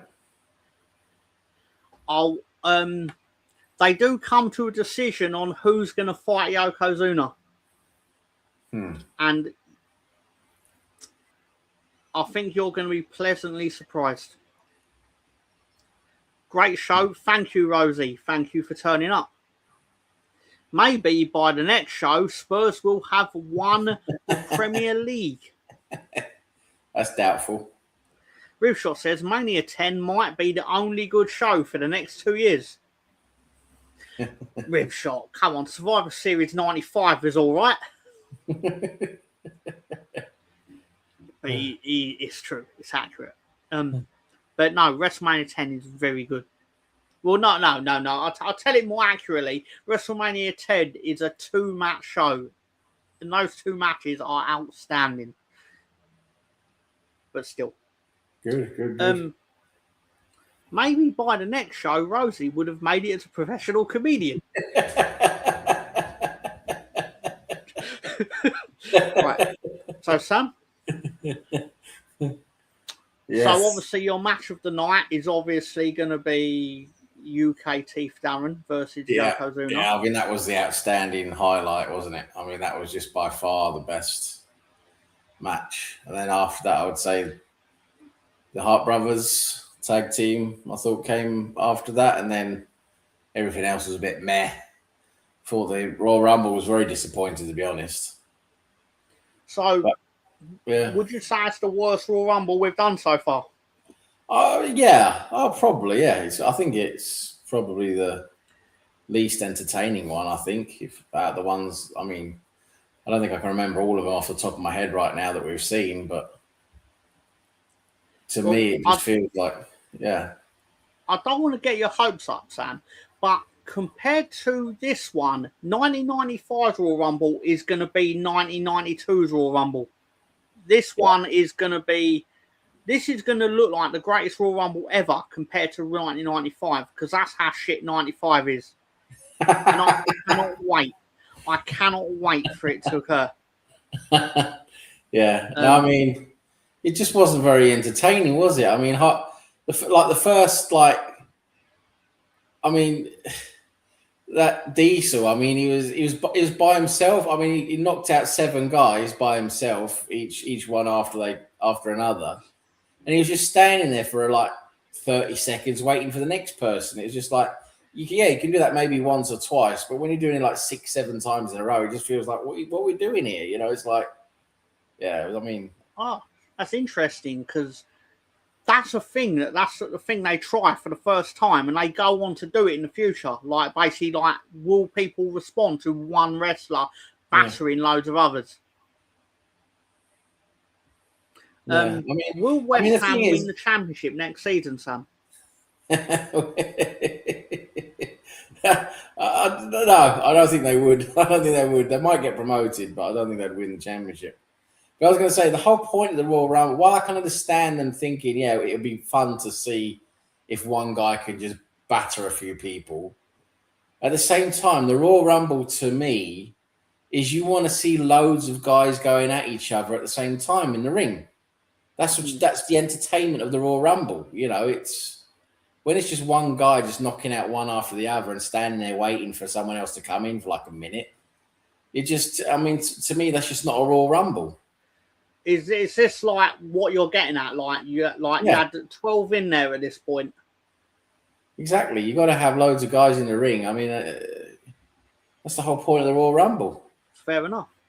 Rosie says there's no amount of shows that'll make me funny, Ribshot. To which Ribshot said, touche. I heard the Asda backshift fancy their chances against Spurs. To which Ribshot said, backshift sounds like an insider's term. Backshift. Yeah. Well, in my opinion, they made multiple stars during this show. Because obviously they made the star out of Diesel, Loki, Owen Hart, because he grew up a bit on this show. Because obviously he was going nowhere as Bret Hart's little brother. Yeah. IRS stunk the joint out like he does every week. I fucking love it. I love how he's. I don't know what joke to make about it, but it's like you almost see him and you like your spine shivers on sight. Yeah, nice. Yeah, he's not that. I mean, he's a good heel, isn't he? But he's not. I don't find him entertaining, to be honest. Yeah, IRS. It's true. But even whenever I see him, I just start laughing because in my mind, I immediately just start thinking, "You fucking tax cheat, you fucking tax cheat." Yeah, I mean, he's got a good gimmick. He's a good gimmick, you know. That's the thing, and he is like he's a good heel, but I just don't find him very entertaining to watch. It's not a main event gimmick, is it? Like no. It's literally in the middle of the card. And you get Star to batter him, basically. Yeah. Because that gimmick, Sam, is literally just Vince McMahon taking out his frustration at the government. Exactly. Yeah. Yeah. Exactly. It's like you say, it's like a mid card. He's a mid card wrestler, isn't he? So, as I said, we will be back next Friday at 7 p.m. UK for WrestleMania 10. Yeah. With some amazing stuff. And obviously, we've got amazing stuff coming in the future because, as we've alluded to all night, we will be following Hulk Hogan to WCW. So basically, we'll be going backwards and forwards between WCW and WWF. And it will be awesome. And it will take us fucking ages to get out of the 90s because of it. Yeah, it will. Take care, everyone. Thank you for your time, Rosie. Yeah, thanks everyone for watching. Thank you to Ribshot and Ian, of course, who on a weekly basis is absolute star, of course. Thank you to the Beard Scunner. Even Tony turned up. Annie Herbert. You had Hi Gary, Bye Gary. Hi Gary, Bye Gary. Russ and Eddie Izzard's daughter. Yep. So, awesome stuff. Chris Jeffries was in earlier for Culture Corner. He's the king of Culture Corner. He always knows the answers. He enjoys the Culture Corner. It's good. He loves the Culture Corner. Oh, Gary's here with Nighty Night. Night, Gary. Sleep tight. I didn't even know Gary was listening to this. Hello, Gary. I kind of now feel like I missed an opportunity to basically give Gary shit. But I did eat Wingstop, which he did approve of. Good. Well, Gary knows 50 ways to eat cock. The beef jerky version of Homer. I don't know why I said Homer when he clearly wrote Hogan. It's because I can't read. And you did get D, Reem. Very good. Yeah, I wouldn't have. I mean, I only know the answers because I find them, but I wouldn't know to guess it. So take care, everyone. Have fun. We are on tomorrow for the road trip over on Gary's channel, DWTT. Give him a follow and support. And then just come and talk shit about football with us. Yep. Making it weird by Sam. It's true. Take care, everyone. Good night. Good night, everyone. Oh, my apologies. Sam, say good night to your fans. No, I just said good night. Yeah. Hope everyone has a good night. Thanks for watching. Yeah. Take care, everyone. I'll see you next week. Almost certainly. Probably. Maybe.